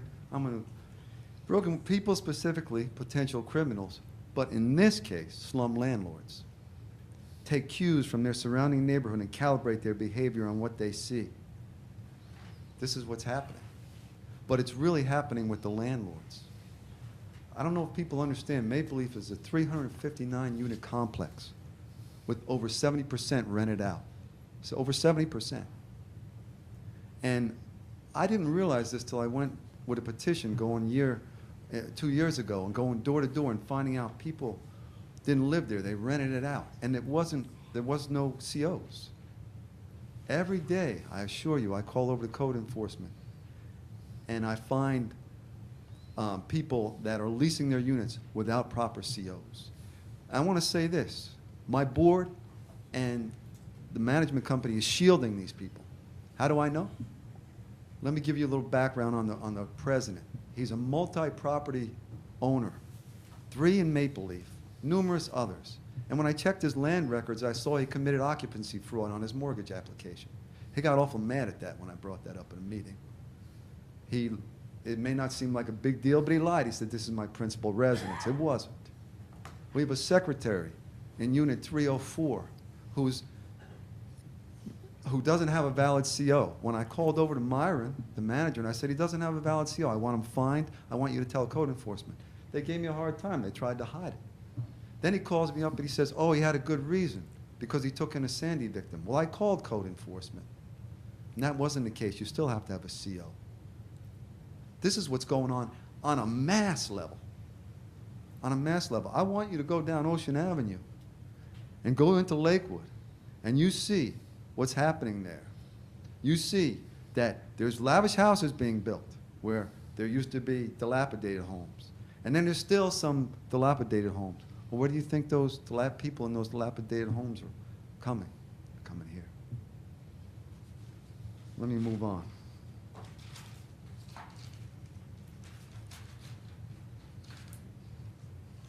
Whether you believe in the broken windows theory or whether it's a theory of a social construct, this thing is constructed from the landlords, from the board, from the management.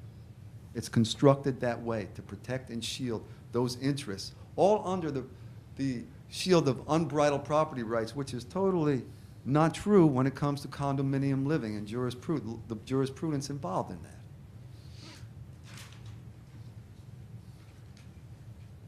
The Brick Code Enforcement website states that it has adopted the Boca Property Maintenance Code 5th edition, 1996, which requires all owners to register rental properties and make application for a rental certificate. Inspections are done prior to tenant occupancy. I assure you, as I've told you, major noncompliance in here, based on the board and the cues they're getting from like I told you, the broken windows theory. The Boca, I'm going to tell you about the Boca Raton Enforcement Declaration that they adopted. It's hereby declared that the enactment is necessary for the protection, benefit, and preservation of health, safety, and welfare of the inhabitants of the borough, Boca Raton. Well, we've adopted that. But the trouble is, we're not living up to it. And the residents in Maple Leaf, and I assure you, other places are suffering from it. There are 4 critical elements of a code enforcement system to govern the use of rental property. Please pay attention. I'm not trying to be rude or anything. Sir, I don't want to interrupt you, but you're coming to the end of your 5 minutes, so do you want to wrap up your thought, or would you like to come back up? I would like to come back up. Absolutely. Let me give I you just need to call on the other people first, and then I can have you back All right. up. How much time do I got left? Nothing. But you can have another 5 If you're minutes. engaged, I'll come back up. If you're not engaged, I won't come back up. No, I do want to hear it, but that's just how Okay. the council meeting is run. I'll speak after the meeting's over if you stay. Okay. Yes, but please stay so you can finish Yes. your discussion. Thank you. Yes, ma'am.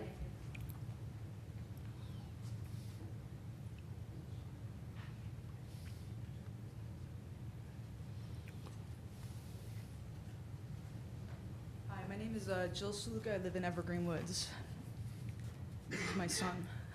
Okay. We are all aware that the Turnpike Authority's project has negatively impacted many communities. Many people think when the project ends, a wall will be built because they believe it is in the plans, and that there is no way anyone would leave these communities alongside the parkway stripped of the quality of life they once knew.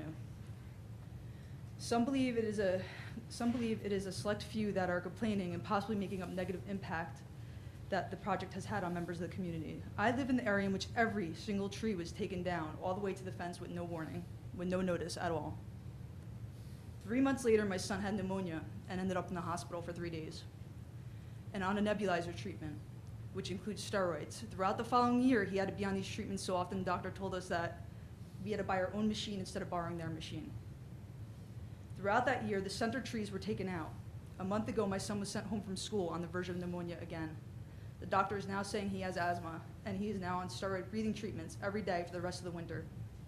You probably cannot find a doctor that would be willing to say that there is no way the environment has anything to do with asthmatic conditions. We all know that they are related.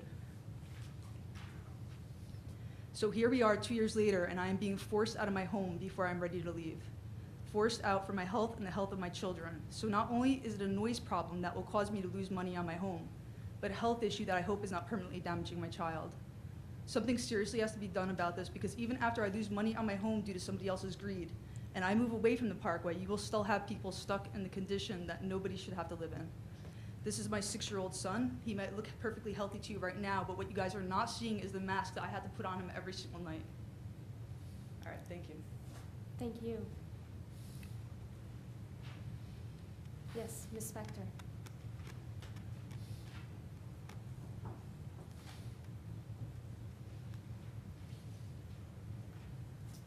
Good evening, everyone. First, I'd like to say that we already had someone speak to Cory Booker, and of course, they're federal and we're state, so they can't do anything. Second thing was I wanted to thank the mayor for speaking on the September 24th show, Tom Angeli's and WOBMAM, and making your comments, and for graciously offering the Civic Hall to meet with the DEP. We just first have to decide what we can get out of this meeting, if perhaps we can get all the answers that we seek, but just by point blank asking them, because I filled out an Oprah request, and for reasons I don't know, I'm not getting, they refuse to answer.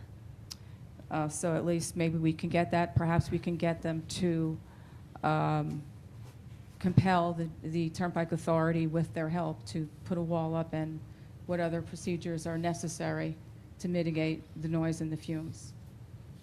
So this doesn't have to happen anymore with her son. Let me see, a second. Also, I don't know if you had contacted the new commissioner, Minella, at the Turnpike Authority, because possibly he's not corrupted yet. And on the radio show you mentioned, Mayor, do you see, you mentioned that something that was in the footnotes, that the shoulders were part of the shoulder expansion, and they kind of shut you up. Is there any way we can get access to these footnotes, or are they in plain sight? Possibly, is it something we can use? I can try to find it. It was a resident from Birchwood Park who had the regulations, but she didn't want to go up and speak herself, so that's what she gave them to me. And then when I was done speaking that night, I gave them back. So I'd have to find her. If you could find that, that would be great. That possibly could help us. And also we were interviewed we were fortunate because when we were at the Turnpike Authority last month on the 23rd, Star Ledger reporter was there. And he came to Evergreen Woods and he interviewed my neighbor Stephen and I. And I don't know if he contacted your office yet. This afternoon he did, yes. Oh, he did? Yes. Okay, good. All right, I just want to make sure. He came and he took pictures. He got the dime tour. We gave him all the information back, all the facts we have backed up and what's happened so far. So hopefully he can do us some justice with whatever space he has available, I guess. Okay. And has any consideration been given to possibly a subcommittee of dealing with all this, coming up with any ideas of what to do moving forward instead of maybe hit or miss, this works, this doesn't work? Well, I did speak with this about this subcommittee with our business administrator, but together we decided that having the mayor's office deal primarily with it, because we know the ideas, we know what we think will work. We just have to keep petitioning the Turnpike Authority to do it. So at this time, we didn't see a need for it, but of course, if we do see a need for it arise, we will make a subcommittee here with the council members. Okay. Let me see, give me a second. Let's see. Basically, we're trying to find out how the basins were financed and why they forced it through, and why green infrastructure wasn't considered, and why it was done so invasively, and why noise considerations and pollution considerations, these things were not considered. That's what we're basically trying to find. We just sent out Oprah requests, and we were pretty much denied. So I don't know, maybe we could use some help on that if anybody is better at sending in Oprah requests to try to get something more pointed to ask them to get these answers. Has your association attorney followed up on those? He's pretty useless. They've pretty much written us off until next year. They don't want to do anything else for financial reasons and other reasons. So we're pretty much on our own, unfortunately. I can send you what I've sent so far, and maybe somehow we can get some kind of information to get something done, and maybe somehow compel them, so. Feel free to send it, as you have been. Okay. And if, I don't know if you got the email, I'll be real quick. The email with all the information that we had and something, come up with some kind of letter for that with the Ms. points. Spector, I'm sorry. No, I know, that's fine. I just kind of rushed it Thank together. you. Okay, thank you. Thank you. But yes, please keep sending your information in to Ms. Bergen. She will gladly assist you with that. Thank you very much for all you've done thus far. Yes, sir.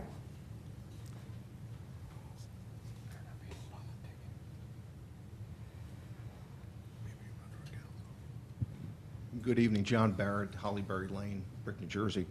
Council President, may I share with this photo because it's pertinent to my discussion here? Yes, please. Did you want to? Okay.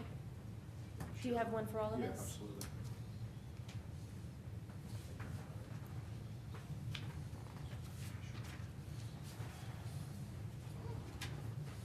Thank you for taking the time for me to speak.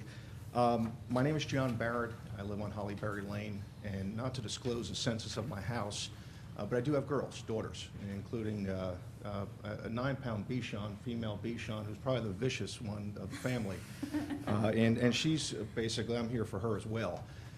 We have in Brick Township, and I commend the council and the mayor for supporting the do not knock registration for those peddlers that have to get a permit from the clerk's office to go out and door knock, and that we can now, as residents, opt out of having them knock on our doors. But there are 4 categories of folks: nonprofits, charities, political organization, religious groups that are allowed to knock without coming through the clerk's office to obtain a permit or register with her office. The picture I show you tonight is the same individual who came to my house both at 4:30 in the afternoon and then at night with no lights on about 8:30 at night. And this is one of the good guys. They say first impressions, you can't make a second first impression.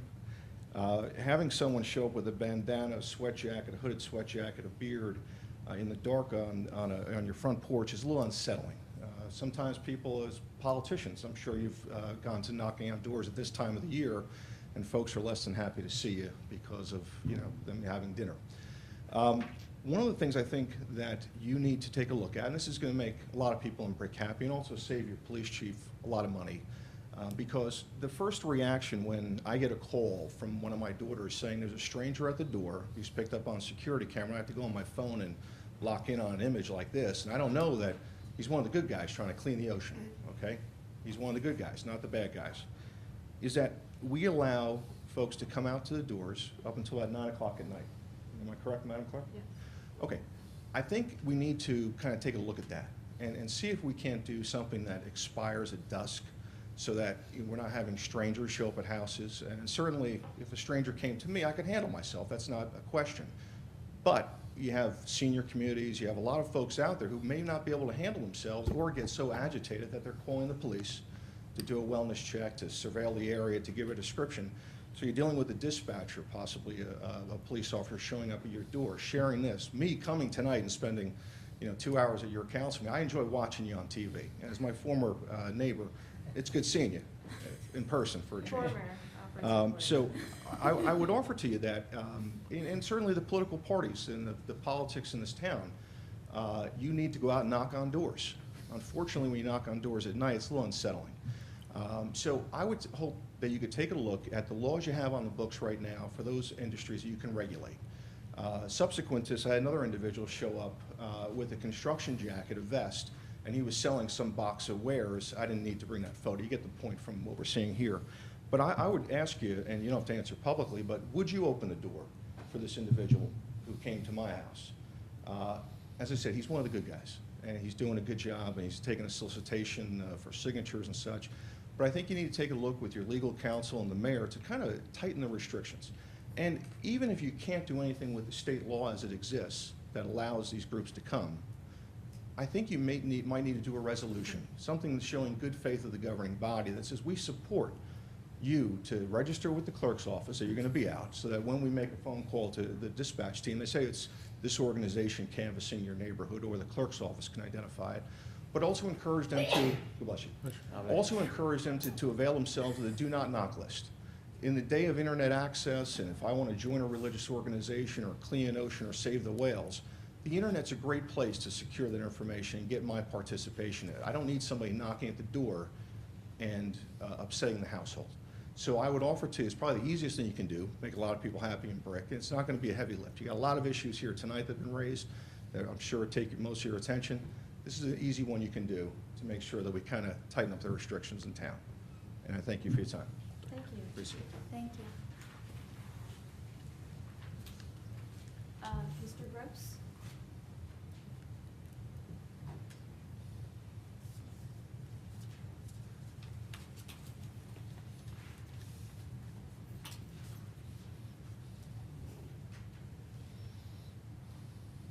I have a question.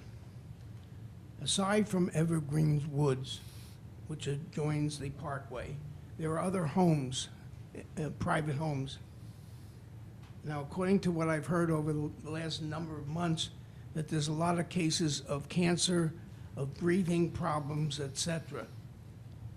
It would appear to me that if this is the case, should not those people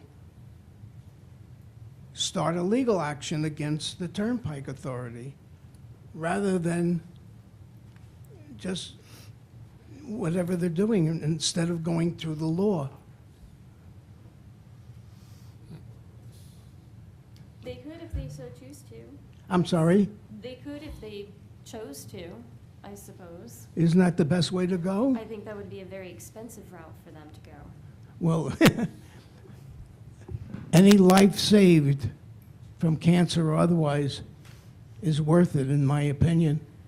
That, I don't know if we have the authority, the township has the authority to start legal action, but definitely, in my opinion, if it was up to me, if I was involved, I'd start legal action no matter what it cost.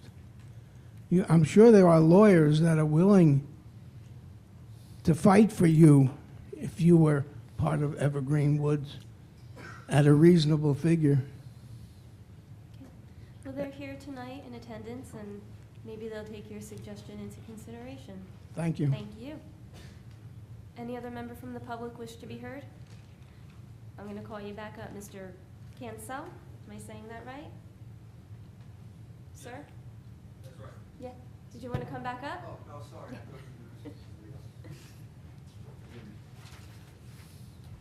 I left off on code enforcement of BRIC, adopting Boca Raton. Very important. I believe code enforcement is one of the keys to solving the problem at Maple Leaf and the other units. I also believe, on the police side of things, to resurrect the nuisance abatement law, which is used throughout the country. It's not been thought of. I actually had an encounter with a police officer recently and suggested it didn't register, but it's been used and it works. Do you know that there are New Jersey statutes for it, that a person who's caught drug dealing may be prohibited from renting their home for a year? If that message ever got out into the community, if that happened, if that was ever enforced and that message got, I would send a strong, clear message, maybe 3 months, maybe 6 months. But I'm asking the town to look into it. There are 4 critical elements of a code enforcement system to govern the use of rental properties. The system needs a process for keeping track of landlords and systematically identifying code violations. Landlords fly under the radar here. Why? Why is Maple Leaf flying under the radar and not being kept track of? A process for monitoring violations. When violations occur, there must be a process for enforcing the code and imposing penalties when compliance doesn't occur. Process in place for remedying violations to bring properties back to code. The program should provide alternative housing to tenants when enforcement efforts fail and also recapture from the property owner the funds to remediate the property. The program should include mechanisms to pay for regulatory costs of running the program. Now, here's what's happening. To not have this type of program results in a burgeoning number of landlords milking their properties. Milking is defined as properties who reduce maintenance and repair levels to a minimum level, just enough to keep the building operational and profitable. This results in the deterioration of the housing stock, surrounding property values, and neighborhood quality. Where there is lax enforcement, owners will find milking more attractive than it otherwise would be. This is what my appeal to the township. Crack down. Put these things in place. Take hold of this. You will do a knockdown on crime. I actually, so you know, have reduced my property taxes about 1/3 just because I live in Maple Leaf. And any wily investor has already done that. Other people are getting their property taxes reduced simply because they live by Maple Leaf. You're losing revenue. To the police side of things, I feel that when the police come, and I've seen it, you get several pat answers. Well, we can't do anything? Move? How would you like to be told move? When my son had his computer ripped off, and the police said, if you go to file a complaint, you have to worry about retaliatory action. You may have to move. This is what I was told. Do you know this is going on here? I don't know, do you know this stuff's going on? I live by there. Okay, I'm going to give you ways to fix this, if you listen. We need police who come with a feel for the community, Chief.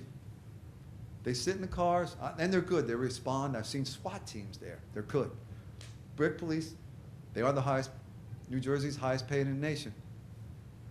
So they say. They are good. They're responsive, but they just don't know what to do. They don't have a feel for the community. When you see, like a picture I've given you, kids hanging out, go up with a clipboard. Ask them where they're from. Where do you live? A lot of them don't live there. Find out. Get these things. It's not hassling them. It's keep a log. It's a feel for instance, last Saturday, my friend who lives below me is a Jamaican man, comes to this country dealing sugar, raising sugar cane. Now he's making a nice wage in Brick, got a beautiful family, helped me fix my condo. He was under his car all day. Kids, unruly kids hit his car with a football. He got angry. He slid the football. He did. He was wrong. The police came. They talked about arresting him, doing this, doing that. I said, this man has spent all day in his car with his kids teaching him. These kids here, their parents, they don't work. They're dealing drugs out of the unit. You can ask my neighbors back there. They'll tell you. I have a picture of their window broken. They waited here to have this said, to hear this said. They've been tortured. They go into their unit and they say, that lady back there said, I hoped I wasn't going to get killed, but if I got killed, at least maybe something would be done. Do we need a cop killed like in Lakewood? You know what that man, the boy who killed that cop said? He goes, I just want to kill a cop. We have this potential here. We have, it's bad. You can fix this with what I'm telling you, and the nuisance abatement, and taking action with police that have a feel, that wanna, some kind of 21 Jump Street. I know I'm being a little ridiculous with it, but somebody that's got an enthusiasm, gonna get down and say, hey, gonna walk around, because we have cameras, which aren't effective, but they know where to go. I just recently told the association of a gang symbol, 871 painted, which I looked it up. It's a loose organization. It's a loose gang symbol. If I'm not telling the truth, Chief, shoot. But it's the truth, folks. And I'm telling you right now that if you don't address this, that Wood Haynes stubble community that's being burned up, that fire is going to come to the forest of Brick. It's going to come. It may be in the school now in some, but these little kids right now that are sitting there running as lookouts, being lookouts, and they are, they'll tell you. Or the people that are taking magnets, the schemes the drug dealers have now, they take magnets and put them under the cars of innocent people, just so in case they get searched. This is what's going on. Are you going to tolerate this? If you want to talk with me, you want to take my name, number, I'll be glad to sit with anybody, the chief, code enforcement. I call every day.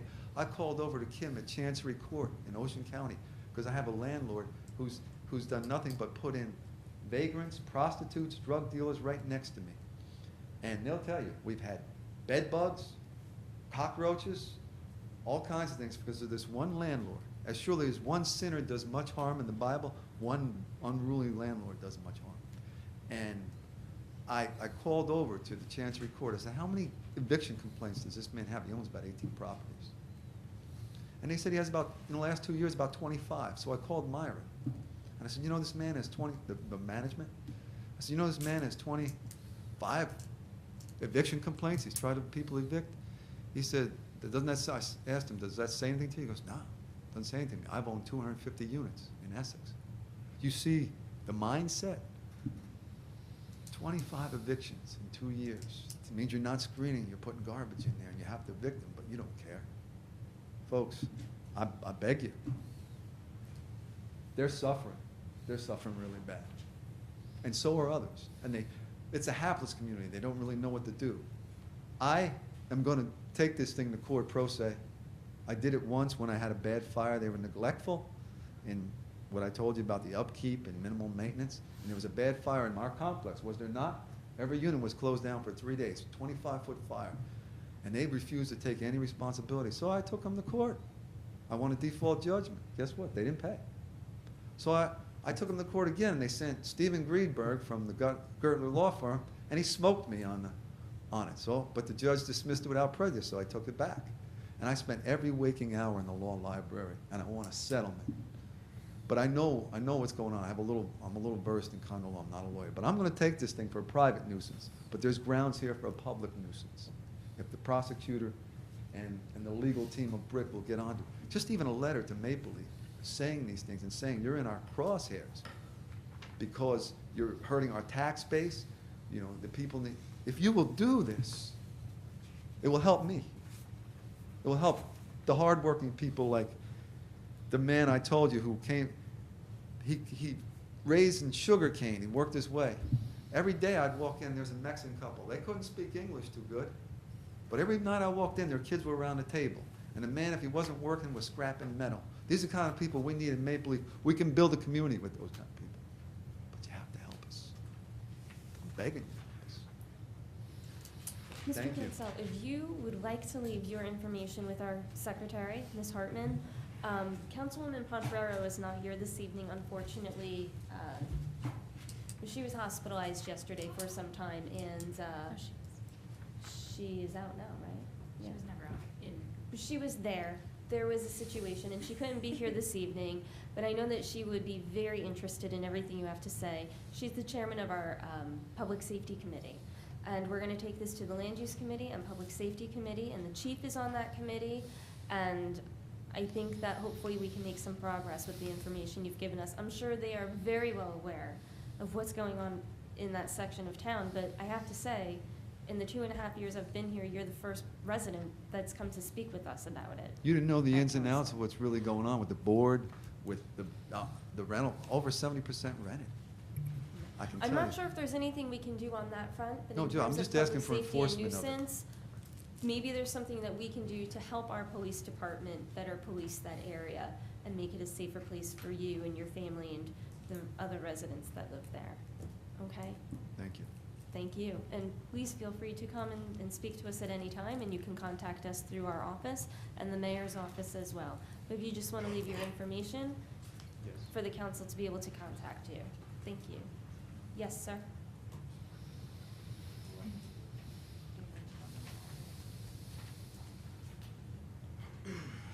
Hello, members of the board, mayor, everyone here. I apologize for the way I'm dressed. I know like I just got out of the gym, but We I'm do need your name. Stephen Cancel, 306B Sawmill Road, Jim's son. He mentioned a lot of things that are bureaucratic with the board of Maple Leaf and landlords and some of the more white collar things, but I actually voted for you, Mr. Mayor Ducey, because of your flyer that came out and what it said about your opponent, that as Acropolis' successor, I forget his name, but the math didn't add up. His finances and his spending and his taxes, and it was a lot of self-dealing and a lot of he lacked integrity, and that's the kind of landlords and board that we have, and I guess is a short way to put it, that my dad's trying to expose. But what it translates into on the ground is my neighbors here.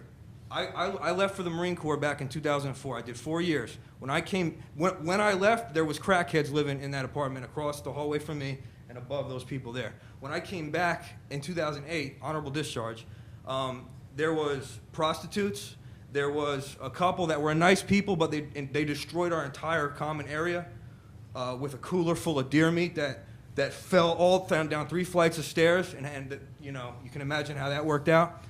After them, now there's drug dealing, okay? And it's pretty obvious. I think it's really obvious when you see 20 people, no job, kids probably all out of wedlock, which is okay. I'm not judging that, but there's a strong welfare correlation. There's a strong eviction correlation. There's a strong gang correlation, which I think is obvious. Jamel Cochran, who killed Matzlaws, I'm sure that there were people who knew this man in Maple Leaf, and I guess what my point is it's not about Maple Leaf. It's not about me trying. I'm a Marine. I can live anywhere. I'm not really worried. But you have Waterside Gardens. You have Winteringham Village in Toms River. You have New Hope's Crossing in Toms River. This is bigger. Brick is a nice place. If this was Camden or Asbury Park, I wouldn't be standing here hoping to see something happen, because the problem would be it's almost a state of emergency when it gets to that point. But this is ridiculously fixable, and if a lot of I'm not scared to be called anti-Semitic or racist. It's a lot of blacks committing crimes in Maple Leaf. It's a lot of Orthodox Jews who own the properties where this crime goes on, and it'd be one thing. Brick, if Lakewood is dumping its trash in Brick has a problem. Brick doesn't deserve that.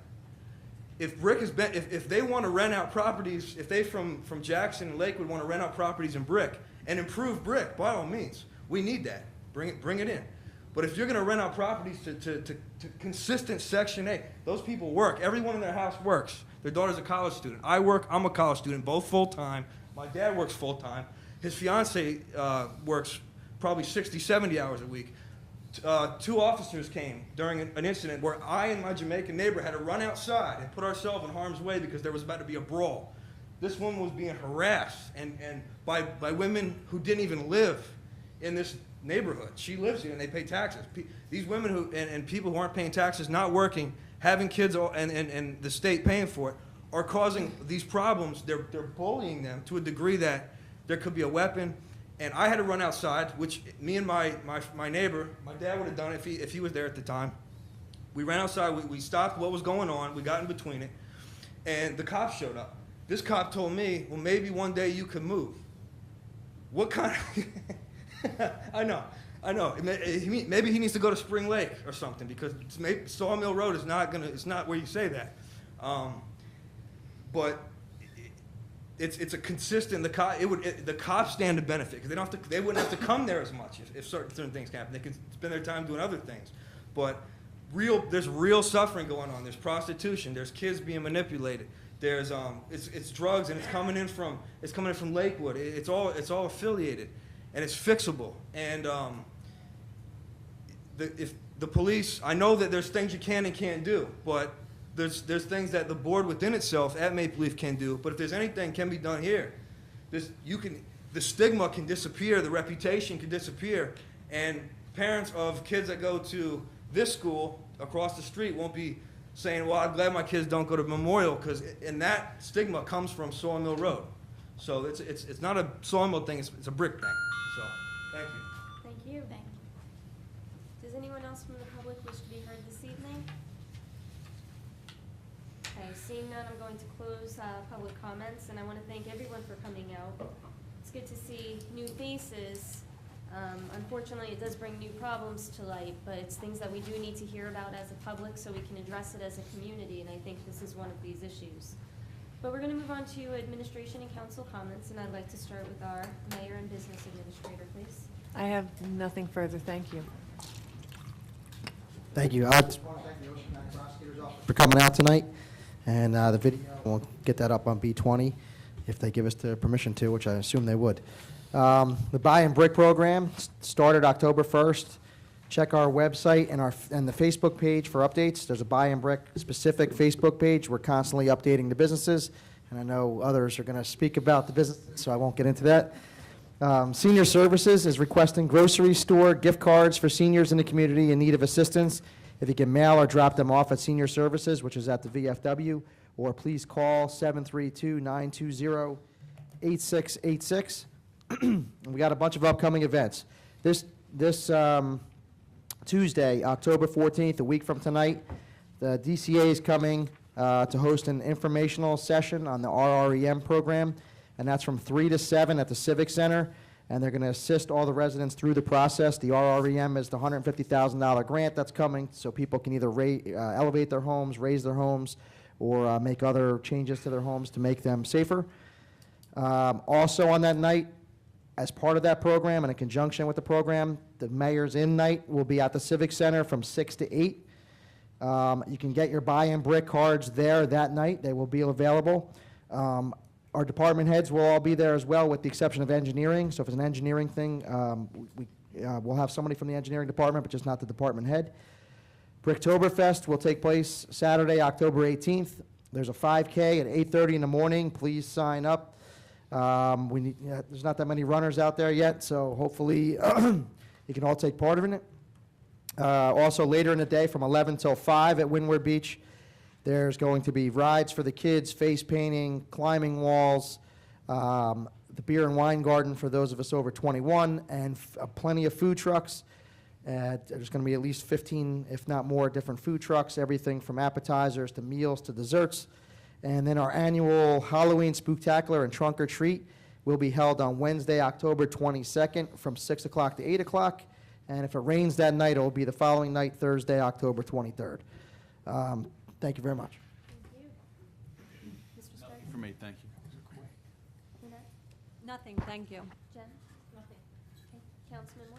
Yes, couple quick, I'd like to serve, thank you for coming out this evening. I'd like to thank the Girl Scouts for kicking off our meeting. Of course, recognize our crossing guards for doing a phenomenal job out there to keeping our kids safe. Put on the brakes, of course. That film, as a first responder, I think that film from the prosecutor's office is right on. You can't say anything else than the film. Just pay attention to it. It says everything on that film, it's there. And please, the weather's getting a little chilly. Pay attention to our smoke detectors and our carbon monoxide alarms, please. Please drive safely. Thank you. Thank you. Councilwoman? Yes, I'd like to, of course, everybody here can see that Councilwoman Pontorero is not here. She does have an illness, but she is getting better, and we missed her terribly up here, her flailing arms and very, very Italian mannerisms. And this weekend, most of us went to the Unico flag raising. It was a little rainy for the flag raising, so we did it in here at the in Chambers. So she spoke of how her she's a first-generation Italian, and she's very proud of that and her family and the traditions that she carries with her children. And I know she would like to be here and wish everybody a very happy Columbus Day. It is next Monday, so on behalf of Councilwoman Pontorero, happy Columbus Day. And then, of course, thank you to the Girl Scouts and good luck in getting their silver award. And of course, thank you to all to our crossing guards and the prosecutor's office also for putting out that video. I know it was very impactful, and I know many residents will take heed from it, not just the kids that it was aimed to. As Mayor Ducey said, I'm going to speak a little bit more about Buy and Brick. We all know that Buy and Brick has started. I've been reading a lot of the Facebook comments and, following that along, and people are saying, oh, why aren't the businesses from where I live participating? Well, that's where we need your help.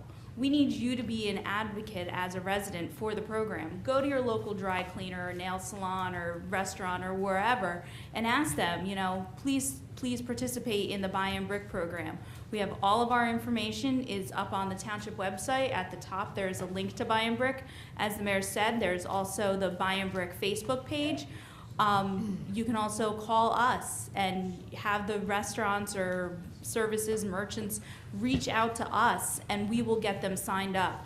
I think we're creeping up to about 30 merchants right now, and I know we've given out a ton of cards.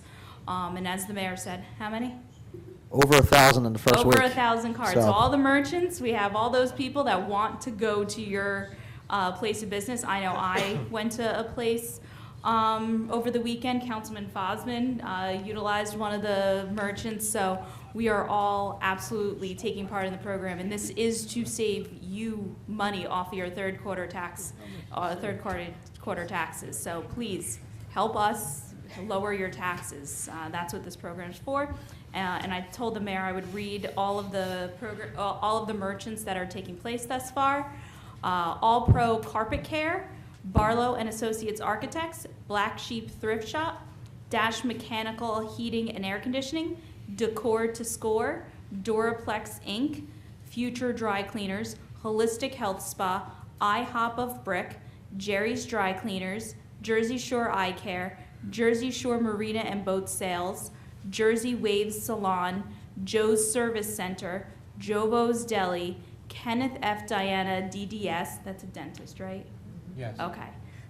Off the Wall Art Gallery and Picture Framing, River Rock Liquors, River Rock Restaurant and Marina, Salon Milan, Shore Points Driving School, the Soccer Post, the UPS Store, and Villa Victoria. And I was just told this afternoon, but they're not official yet, so you cannot go there until the Facebook page or they're up on our website joined, was Van Holten Chocolates.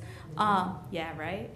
Along with Coastal Chaos, Riverfront Marina next to Windward Beach. So that's all I have for tonight. Thank you. Jerry's Dry Cleaners on that list? They are. Yeah. Jerry's Dry Cleaners. It wasn't mentioned. No, I did. Oh, did you? Yeah. Sorry, I Yeah. missed it. Yeah. It's a very long list. Yeah, it is. We're getting. Was that all you That's had? it. Thank you. Councilwoman? Thank you. Tomorrow evening, 7 p.m. at the Civic Plaza, we have a concert with David Meenan and Kelly Ross. I personally know both of these individuals, have performed with them myself. I don't sing and dance, but it will be a wonderful show. Come on out, and again, 7 p.m. at Civic Plaza. That's part of our Cultural Arts Series, which is funded by a grant from the Ocean County Cultural and Heritage Commission. I spoke earlier about Avery's Carnival. That's again Sunday, October 19th at Standing Ovation School of Dance on Maniloking Road from 1 to 5. Adults are free. Children can purchase a wristband for $20. It's been a long time since I've had any little children in my house, but a few years ago we did take my niece, and it was a lovely day, and it was nice because it's not a huge piece of property. It's fairly small and self-contained. So I think my niece was 8 or 9 years old at the time. The adults were able to kind of sit at the picnic bench and enjoy some food, and we could, wherever she went, we could see her. She was within eye shot, and she kind of felt like she had a little bit of freedom to go around on her own rather than have mommy and daddy and aunt and uncle hovering over her. So great for children of all ages, and a worthy cause I encourage you to support. Saturday night, I had the pleasure of attending the band competition hosted by Brick Township High School. So I want to extend congratulations to the Marching Dragons Caravan for a wonderful competition, very well attended, very, very enjoyable. And also to congratulate the Brick Memorial Marching Mustangs. They took first place in their category. They won the best pit crew, and I had the honor of presenting the Mayor's Trophy to our Brick Memorial Marching Mustangs. So great job, everyone. And I feel like I can't wrap up tonight without acknowledging the speakers from Maple Leaf Gardens. You're going to keep me awake tonight, that's for sure. I sit on the Public Safety Committee with Councilwoman Pontorero, and I can assure you that as soon as she is back to 100%, I'll be talking to her about scheduling the next Public Safety Committee meeting so we can look at ways we can address this. Thank you for coming out tonight. Thank you for your courage in speaking out against this and for caring about the community that you live in. I appreciate it. Thank you. That's all I have. Thank you. Councilman Limbaugh? Thank you. Last week, we talked about the Kaboom construction of the playground, but I forgot to thank Carl's Fencing for donating the fence on that, which was very nice of them. Also like to thank the Girl Scouts for coming out, Nora, Corrine, and Natalie. Good luck on their silver award, and great presentation. Thank the crossing guards for keeping our children safe to and from school. Thank the prosecutor's office for coming out and showing our videos. More to come. Columbus Day Parade, Seaside Heights on Sunday. I think it's 1 p.m. the parade starts. And thank you for coming out and sharing your thoughts of the town, because it's important for us to get it firsthand from residents in the town so we could look at it a little deeper and further. And councilwoman and the two councilwomen will look into that further for you. Thank you. And that's all I have. Thank you. Vice President? Thank you. I'd like to thank the Girl Scouts, Troop 94, for coming out today, and Ocean County Prosecutor, and I also went to the Unico flag raising. That was a nice ceremony. You had to have it inside because it was bad weather outside. I also attended a fundraiser. It was the Dream Factory fundraising at the Knights of Columbus, and that was a good affair. They gave a dream to some child or anybody with a serious illness. So my wife and I attended that affair. It was very well attended, and Knights of Columbus did donate the room to them. That was very nice of them. The Buy and Brick program, I did use the carpet cleaner, and the guy did do a great job, I gotta admit. Today he came and did a great job. I'm gonna look for more on there to go out, to use. I just wanted to talk about that ordinance 5.2, about the taxi cabs. I'm concerned about that because the drivers, that's really that should be really public safety, because if the guy's not licensed or doesn't come to the police station and get their taxi cab license, I'm concerned about that. And if that continuously happens, you could put a lot of the public at risk, and that's what I was concerned about on that. I just like to talk. I read the Brick Times had a nice article in there about the recycling. And I don't know why they don't deliver to my house anymore. They used to deliver there, but they don't deliver anymore to my house. I don't know why. And the Public Works is going to do more. They're going to do more on the commercial. We have to go a little heavier on the commercial. Even though we don't pick that commercial up, we've got to go to the restaurants and those various other ones just to get that recycling up, because there's not enough of them recycling. And the coordinator for the recycling, she went to the schools, and they're started the recycling in the schools. They did bring recycling cans to the schools, even though the grant wasn't approved yet, as far as I know. And so we're bringing cans from DPW there so they can put at least in the cafeteria so they can really start recycling there. And they're having demonstrations in the school to let the kids know exactly what they have to do. That's all I have for this evening. Thank you. Thanks. Again, thank you to the residents of Maple Leaf that came out. Primarily, it will be addressed through public safety, but there's a few different avenues and a few different ways we can look at this issue. Each member of the council is on a different committee, so I'm going to recommend that just about every committee take a look at this issue and also convene with the police chief and the public safety committee so we're all on the same page to see how we can shore up some of the problems that we're having over there. And we're also going to address the do not knock from at 9 p.m. I'm not exactly sure what the law is on that, if we can supersede the state law, but we're going to take a look at that too, because I certainly would not open the door for a stranger at 9 o'clock at night. What I want to talk about tonight is the BMAC meeting that was held the other week. I'm not officially a part of that committee, but I did go as a council person and a citizen to see what was being discussed. And I have to say a kudos and a big thank you to the people that joined that committee, the concerned citizens of all different ages. We have a high schooler that's 18 years old, all the way up to people that are currently retired and are a little older than myself. With all the different ideas that are being brought to the table, I know their fundraiser went very well, and a huge thank you and congratulations to Councilwoman Zapsik for re-energizing that and for leading such a wonderful meeting that night that I know is not officially kicked off. But once you hit the ground running in January, I think we are going to be amazed at the progress that's going to come out. Thank you so much for leading that effort, and we really appreciate it on behalf of the township, our children, the parents, the concerned citizens, and of course the council and the mayor too. We'll throw him in there for a good change. Next council meeting is in this room on the 21st at 7 o'clock. Motion to adjourn? Motion. Second. All in favor? Aye. Meeting closed. Thank you. Aye, aye, aye.